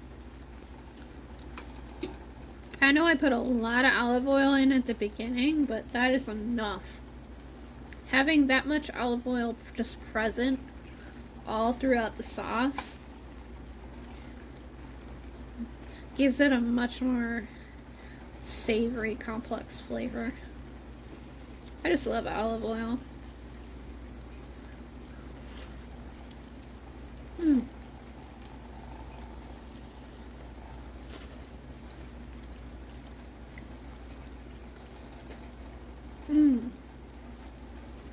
So I'm only making this for myself, so I can eat out of this like right now. So suck it.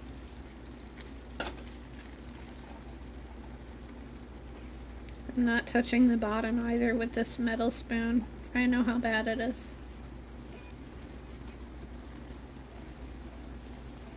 You wish you had this. Look at this shit.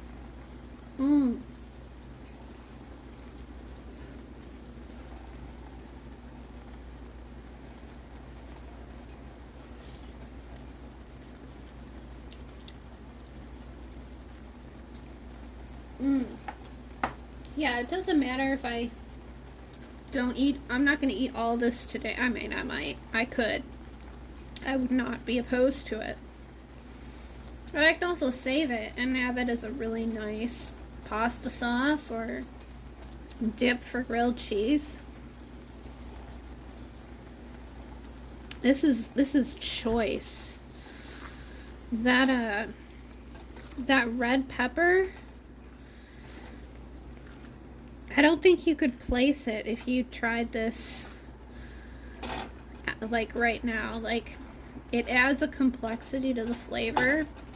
It adds a sweetness, but I've countered it a lot with saltiness. But it's still like that on the paprika. It makes it so much better. My grandma didn't like green peppers at all, so I think she probably avoided red peppers as well. But also I bet the shallots are milder and sweeter. I put a lot more shallots than I put onions in this.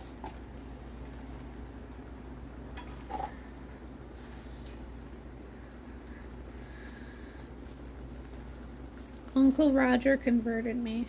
Onions are for poor people. And I may be poor, but in the US, it doesn't seem like shallots are very expensive anyway, so I'll get those instead.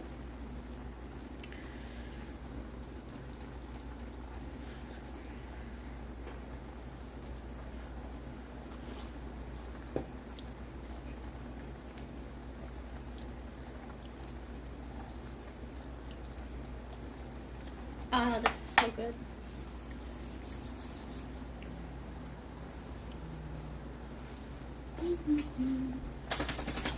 Hey, doggo.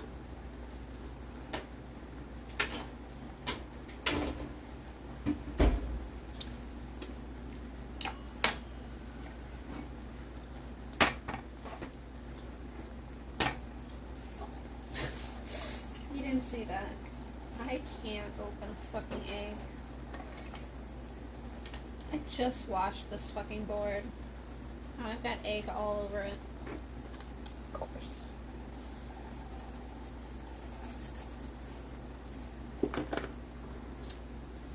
Salt and pepper. So yeah, I'm gonna crack the yolk, but I'm not gonna scramble it too much.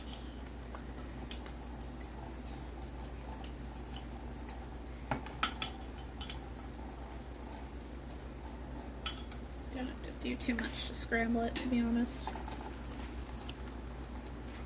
Hello, welcome to the stream. You can see there's 6 people now. My app could be lying to me though. But welcome. I am a non-binary former paleontologist. I'm now just too like mentally and physically disabled to be a normal person, but I grew up cooking a bunch of stuff, and I love cooking, and I love eating food. So this channel started more as me doing sciencey shit and reacting to it, and I think I plan to continue that. I have a course that I wrote on the fossil record. I'm also tutoring some friends, some invert paleontologists and just non-paleontologist friends on vertebrate type of paleontology and anatomy and things like that. I don't think that education should be behind a paywall or be behind a paywall. So I would be totally fine with just doing like deep dives, either reading a paper and assigning it to the audience, or just going through some nerdy bio or paleo videos and shit like that.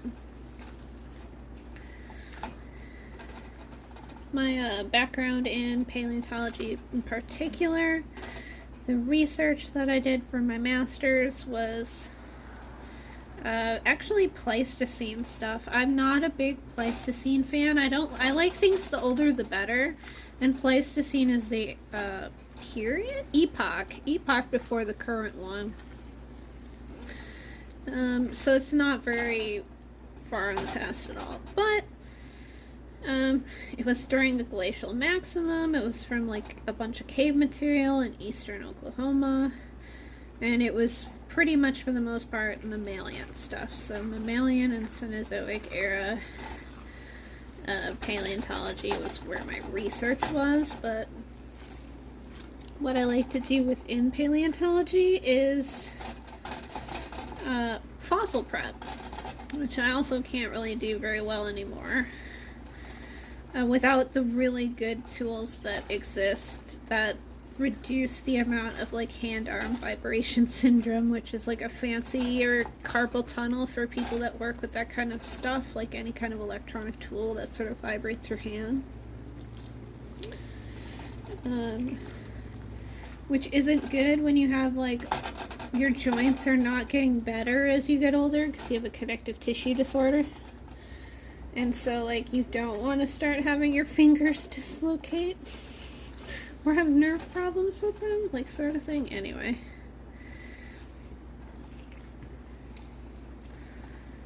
Like I could be a gearhead if it had to do with fossil prep tools. Good night, Carano.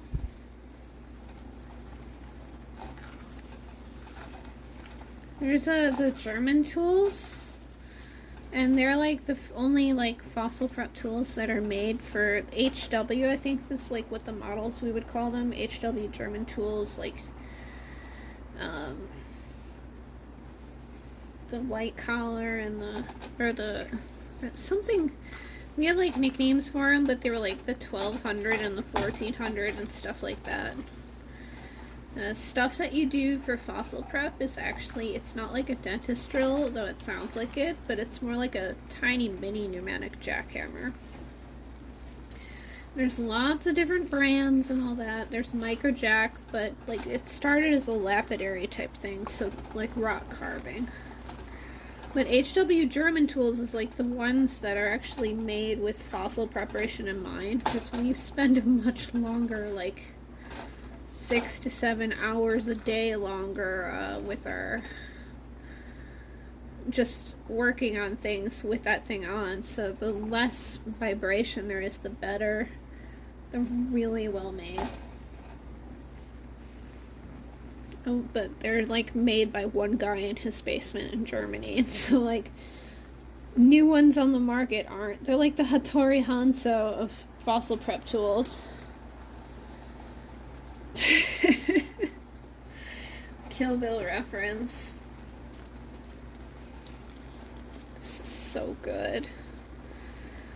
Like, it's just like, especially with the pandemic, I guess, it got even slow. The production of them got even slower. This is not a paid advert for them.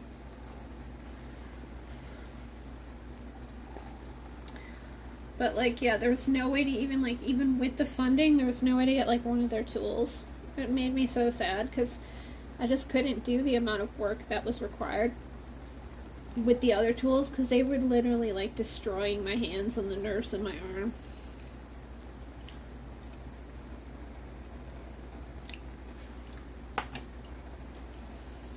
It is so good. I'm just gonna keep simmering this. It just keeps getting better. Why would I want to stop?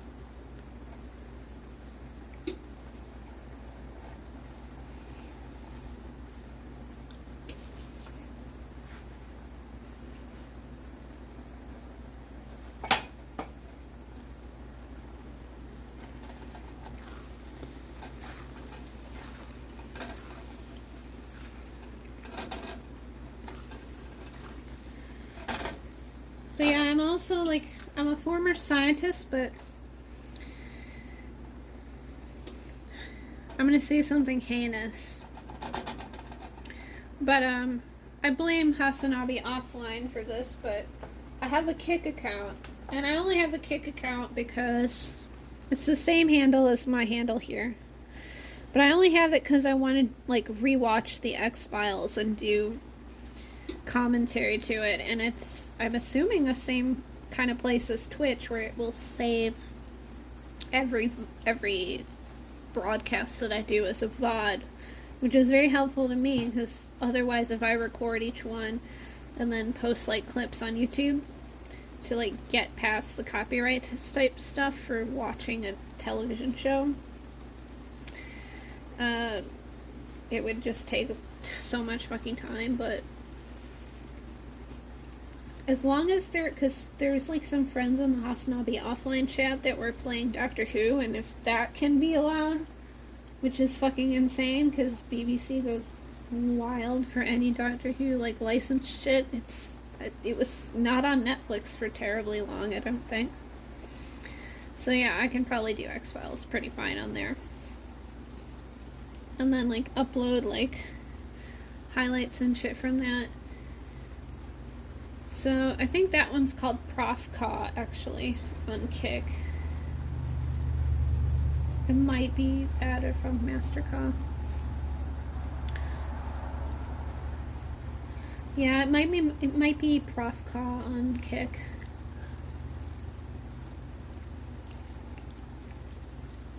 Might be better to change it to be consistent with Funk Master, but we'll see. Haven't done it yet though. Oh shit, yeah, I forgot there's some fucking egg over here.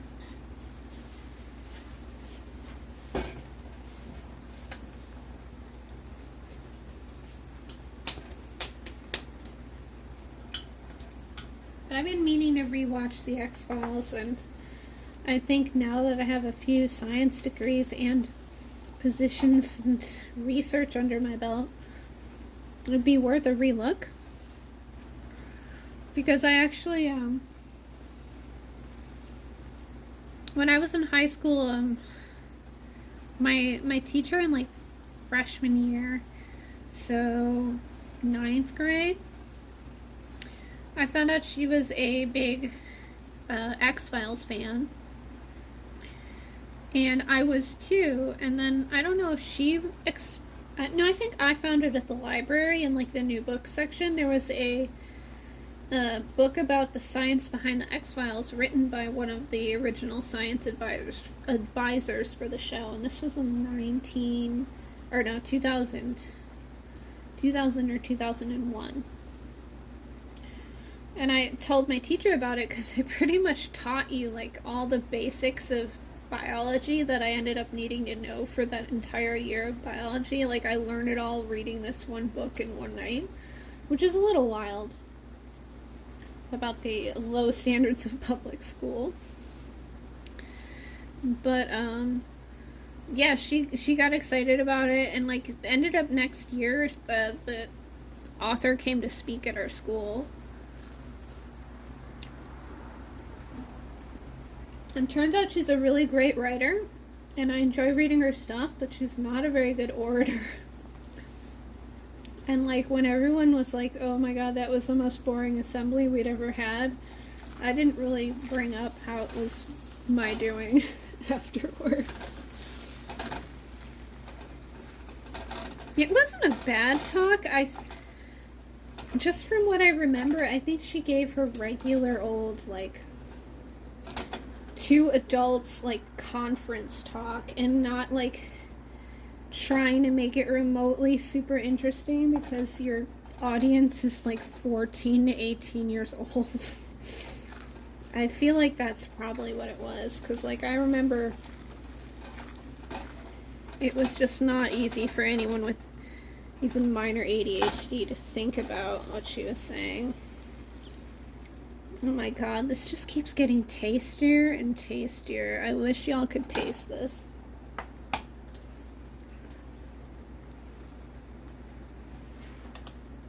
She was nice though.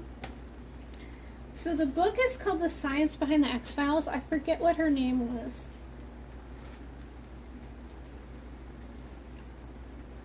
But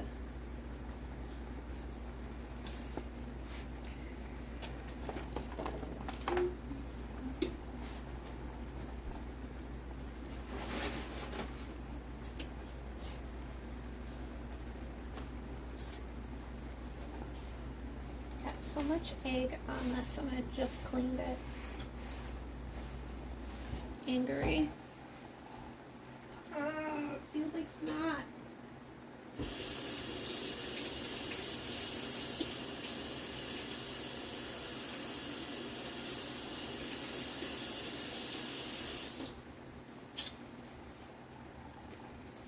Oh no.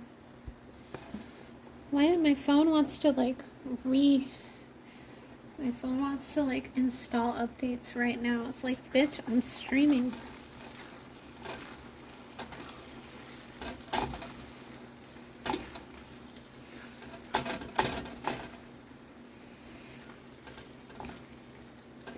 I don't know if I have to put this in the oven. I don't want my eggs to be like perfectly poached with runny yolks. I want them to be solid. So I don't think it matters. They'll probably poach the way I like them to.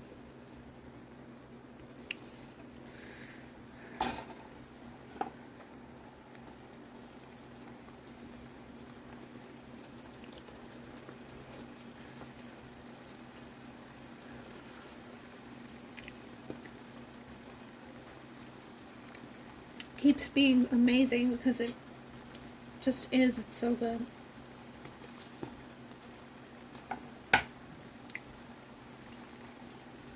I have so much patience. It's a blessing and a curse.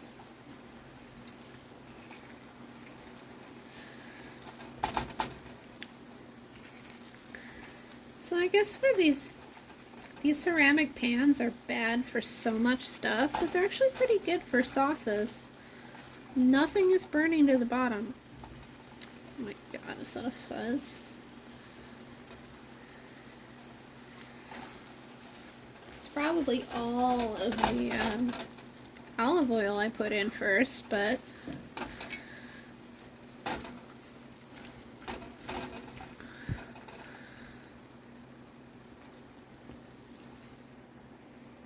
just keeps getting better.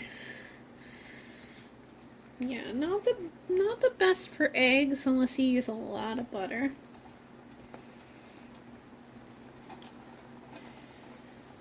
Ooh, okay. I have some cramps. Oh, this explains a lot about my mental state.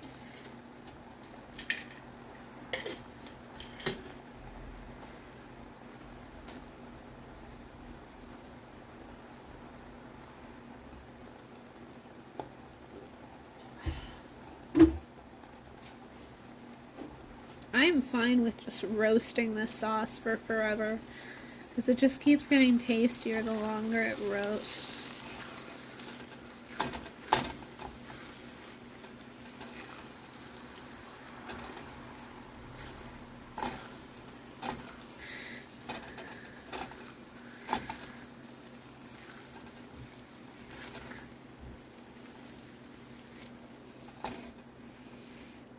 It's well seasoned.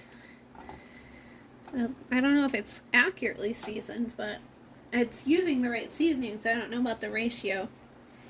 My friend told me 4 parts paprika to 2 parts cumin to 1 part black pepper. So I tried to follow that. But not necessarily to a T. I sort of threw things in and out after that. I should probably just use the rest of this harissa.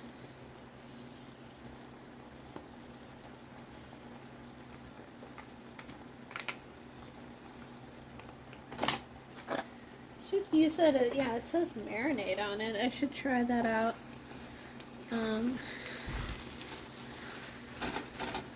With some of my chicken.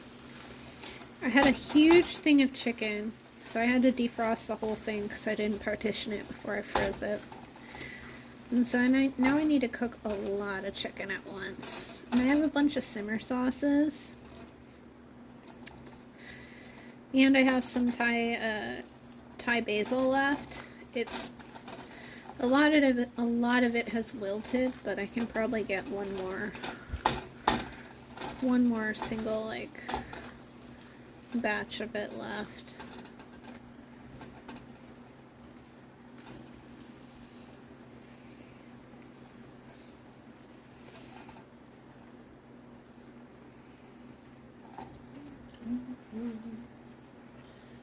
Alright. I don't know if this is deep enough to put an egg in.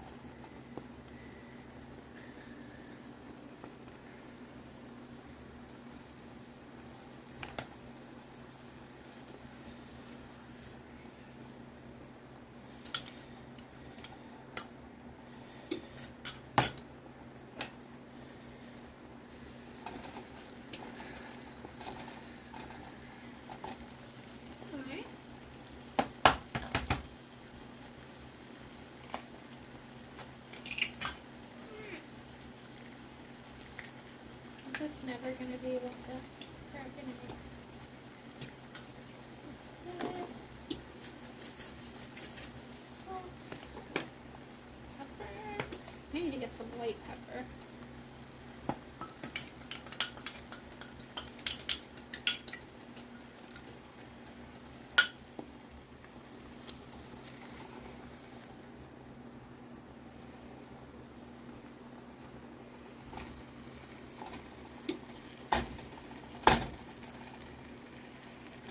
Didn't break the yolk too much. Just separated it.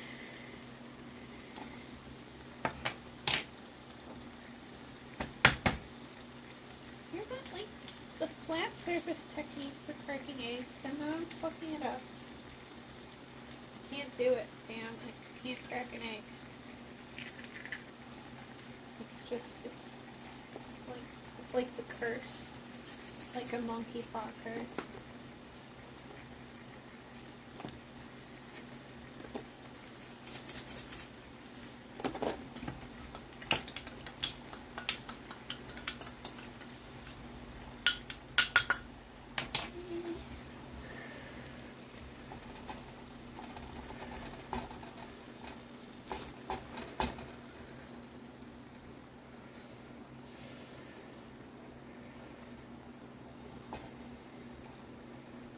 Okay, getting better at it. Let's try and get all 5 in. Okay, getting a little better. Pepper, some salt. Mix it up.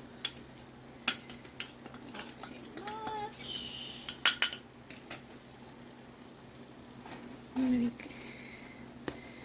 Make a spot for it.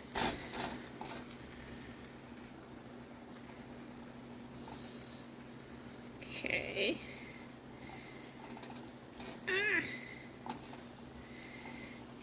Not staying so well because they're... Alright, I can make one more in the middle. Oh shit, they're sort of doing that themselves. Okay.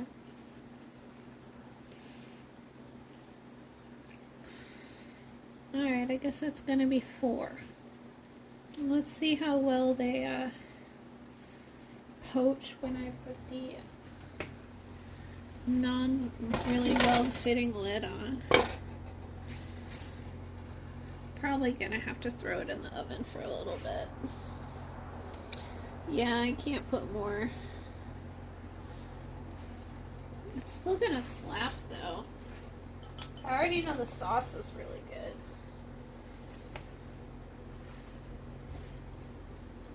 I can probably make more with the leftovers. Alright. Should probably...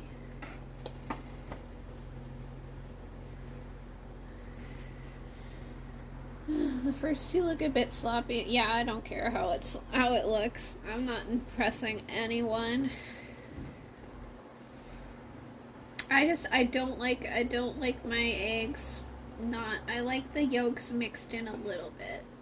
I don't like it all separated like that. It's too much of a variable between textures and flavors.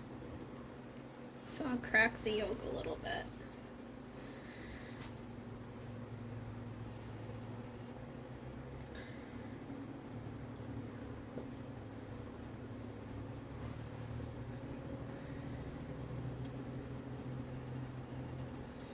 I should cut my bread. This.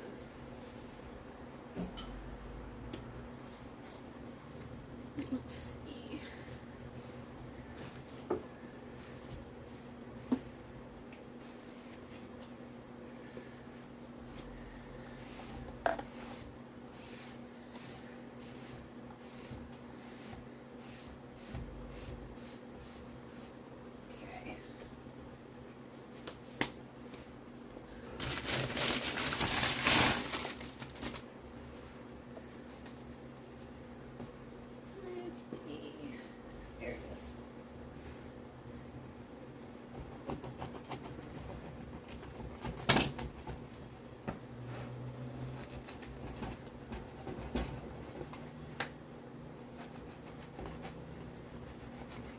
let it get a little bit crusty and sit out.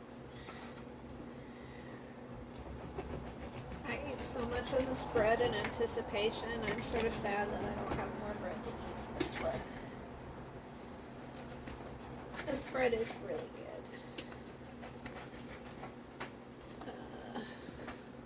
3 cheese semolina or something like that.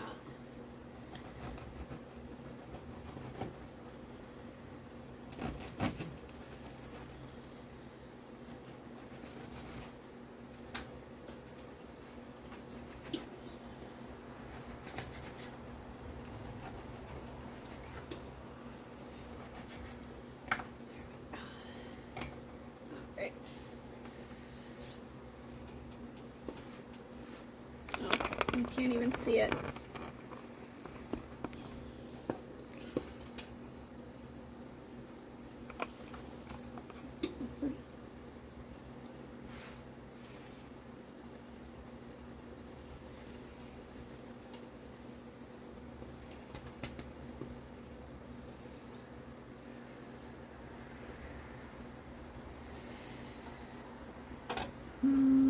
I can see why. Alright, preheating the oven was actually a good idea. It's going to take a while to poach otherwise. Whenever you're cooking with the lid on top, always make sure to open that lid up away from your face, because the steam rises and the steam cooks, and you don't want to cook your fucking face. Alright? Alright. Yeah, there's jalapeno cheddar too, but I thought I'd get, I didn't get, 3 cheese semolina loaves. Asiago, Parmesan, and Romano. Yeah, that looks goated. Alright, let's put this in the oven.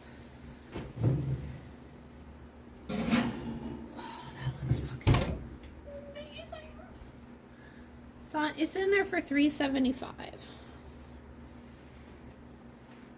Yeah, I want to eat this now. But yeah, this is all I have left of the bread right now. I ate so much of it in anticipation. Don't want to cook your face. No.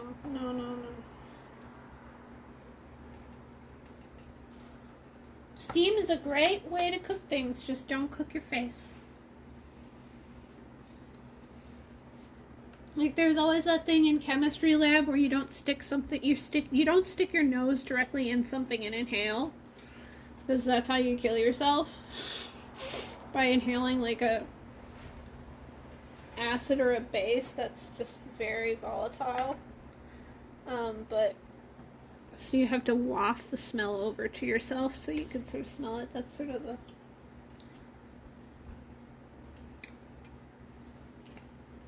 rule of thumb. Of something that I already forgot what I was going to say. I'm too hungry. This seems too tasty. Oh, yeah, rule of thumb about not cooking your face. Where'd I get the bread? At the random ass Kroger. I was going to get like this fancy ass Panera bread that they have at like every single overpriced grocery store. And then I saw that these were like $1.50 less because they were the generic brand, and it worked out pretty well. Let me heat them in the microwave just a little bit.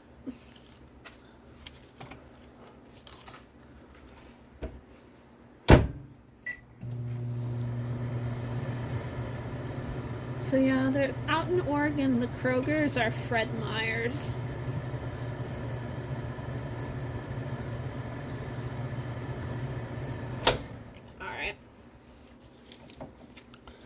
But yeah, I mean, as long as it's just something that's made,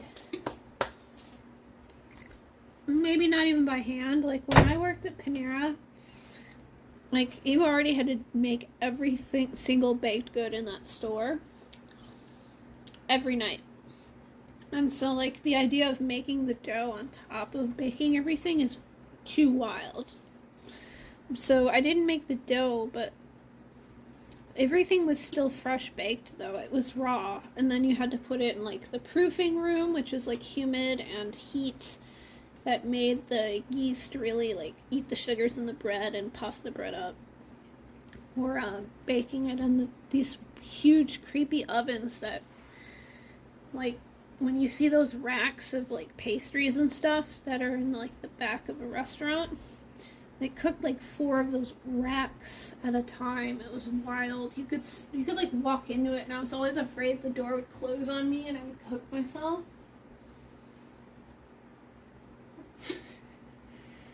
That's a real fun, right? I'm not sure if nah, I don't need to toast these. I think they'll be good on their own.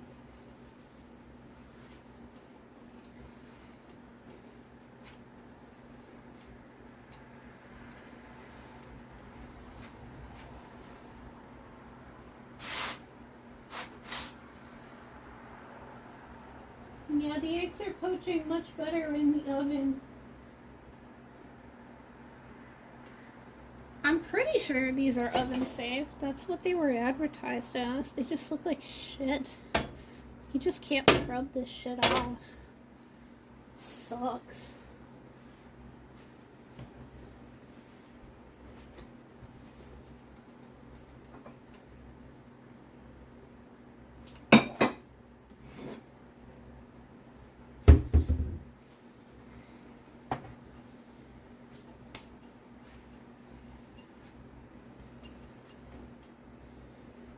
You good, Mazer?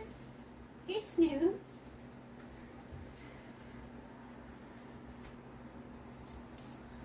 I don't think I have the right. I don't have any like fancy scoops or spoons or anything. Don't have much in my kitchen.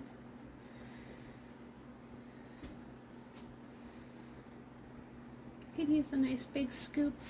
That way I can just get one of the eggs out.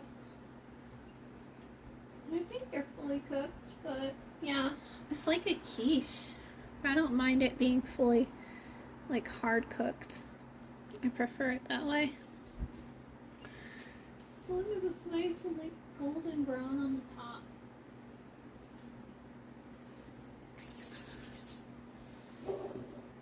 Oh, this looks so good though. The sauce just tastes so good. It's been a long time since I've had like a really nice like homemade tasting tomato sauce. I haven't been to a sit-down restaurant since the pandemic started. I don't think it's fair or nice, especially when the tipped minimum wage is still $2.13. I think this, like, it goes by state as well. So in Illinois, the minimum was $4.50, or maybe it was just in Cook County, with the county with Chicago in it. So it was a higher cost of living. But yeah, you could. But the federal was still $2.13 an hour, so the state can still be like Oklahoma that doesn't give a shit about its workers' rights. So everything's at the federal minimum. Federal $7.25 an hour, $2.13 tipped, and then it's up to the individual restaurants whether they want to pay more. Because I did work at another place for $5 an hour. Ooh. After I got my master's, so I was like dreaming about getting my master's, getting like what I could do with it.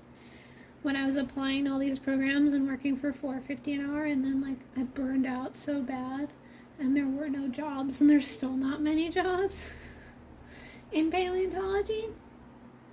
And so I was like working for $2.13 an hour like a whole decade later. It's fun. Life's fun like that. Alright, I think it's good.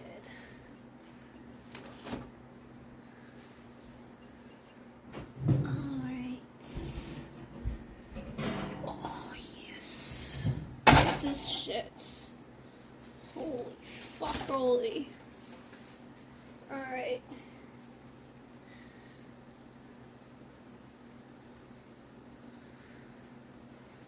Got freshly chopped parsley and cilantro. I like cilantro, so I'm gonna dump this shit on it. And then let's just let this, let them wilt just a little bit, and then I'll try and scoop it out. Oh my god, this is gonna be so fucking good.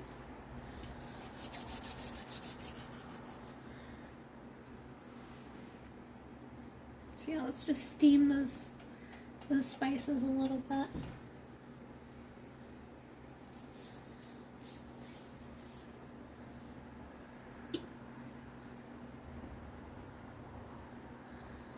Let the flavor infuse. Alright, I can't wait anymore. Let's turn that temperature off.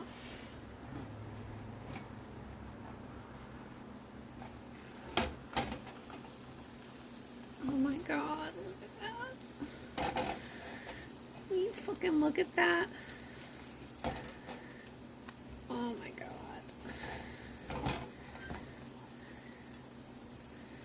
Alright, I got 1 egg. Let's get a little more sauce.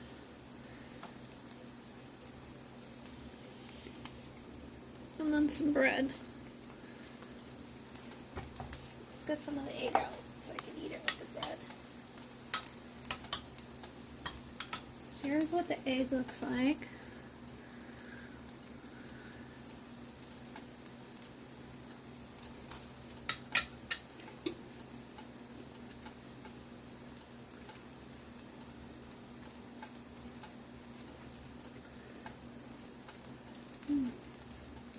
Got a little more sauce on here.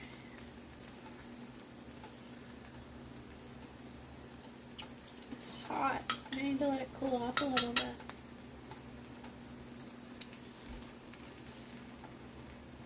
So yeah.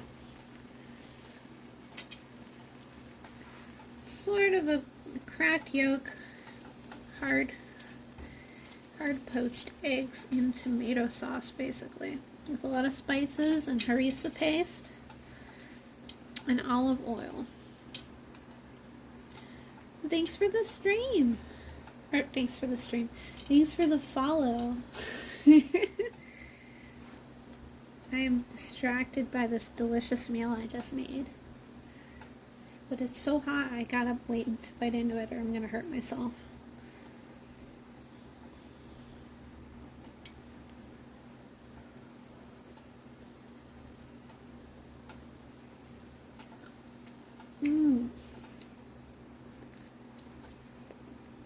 Oh, that's good.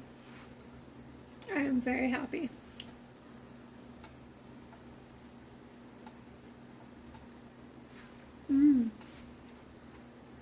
Onions caramelized. And the red pepper adds its own sweetness. And all the sauteed veggies of the shallots and the onions that are just caramelized. It's not a mirepoix because it's not got the carrots and the celery in it. It's like a better version of that with red pepper, onion, and shallot. I'm so happy.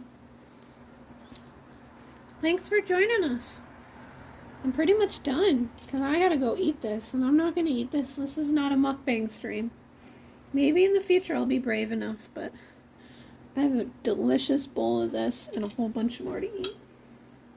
So thanks for joining me. I haven't spoken out loud. I've had a little bit of sore throat lately. The weather's changing, but hopefully we'll get some more rain. It seems like we got a little bit of rain today. And as long as it rains just a little bit each day, hopefully we'll have a good mushroom season. And I can't stream very reliably out when I'm actually collecting mushrooms, but I can always take video and we can go over that when I get home. But I've been mushroom hunting a few years now, and I'm finally very confident in my identification. I know at least what things are poisonous and the majority of the most common culinary edible mushrooms.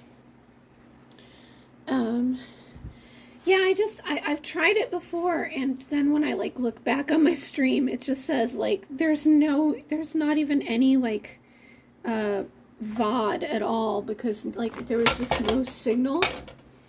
And so I not only didn't like stream at all, but I also didn't save a video of what I was doing, and it sucked. So yeah, at least just videotaping it and then going over it later, maybe even editing it on stream, I don't know. But things that I was confident enough in my identification with last fall and winter was the matsutake, so the Pacific Northwest matsutake, or the pine mushroom. I have actually made a really good guide on candy cap identification, which I don't recommend if you're a novice mushroom hunter, because they are similar size, shape, and color to some very deadly mushrooms called the Galerina. But candy cap are another one that I have a patch that I know about, and so I hope to like do like a video about that, about looking for them again. So I really, really need it to be wet this fall, because it was a really oddly dry fall last year. And mushroom season sucked, so I was more confident in my identification, but I couldn't find any mushrooms to ID. But yeah, I love mushrooms. It's a hobby of mine, just like insect collecting, and identification has been of mine as well. But mycology is my new one, because it's a lot easier to find mushrooms in the Pacific Northwest. It's a temperate rainforest up here. And so it should be very moist, and the winter isn't really categorized by snow so much as just the rainiest time of year. So we get a lot of like ferns growing on the branches of trees and just everywhere. It's very green. There's so much moss. Epiphytes, so ferns that grow on other living things that grow on other living things. That's what an epiphyte is. I believe that's the definition. I could be wrong. Not orchids, but I'm sure there are a few. There's a larger diversity here because it is a rainforest. And chanterelles, I'm not a big fan of eating cooked chanterelles. I love the smell of them when they're raw. They have a very fruity smell, but I don't like them cooked. They have sort of a smell of like meat, like red meat. But yeah, I love mushrooms. So you'll see more of that, hopefully. Just hope for rain. Alright, let's see. I hate that I can't raid people on the Streamlabs app. Let me see if I can still do it. I think I can if I go to my mobile live dashboard through Twitch Native. Stream Manager. Raid channel. We got Frogan and Daff. I've never been able to raid Daff. Let's go to Nandre. Nandre just turned 31, I believe, the other day. If you missed Nandre's birthday, wish Nandre a happy belated birthday. And be nice. I don't think I can send you to raid immediately. We'll see. Because I know on the computer it'll have like start raid now. But I'm not seeing that, so I think we're going to have to wait 60 seconds.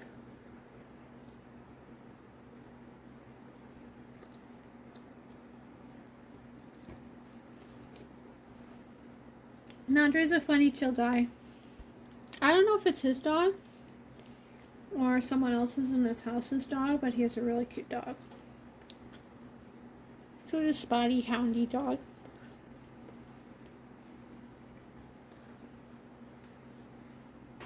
Check out my recommended channels as well, even when I'm not live. Cool. The raid started. Alright. I'll head off on here. Even when I'm not live, there's a lot of like people that I would recommend watching. A lot of leftists and things like that. So thanks for joining me. Thank you so much, nerd. It was great hanging out with y'all. Alright, good night.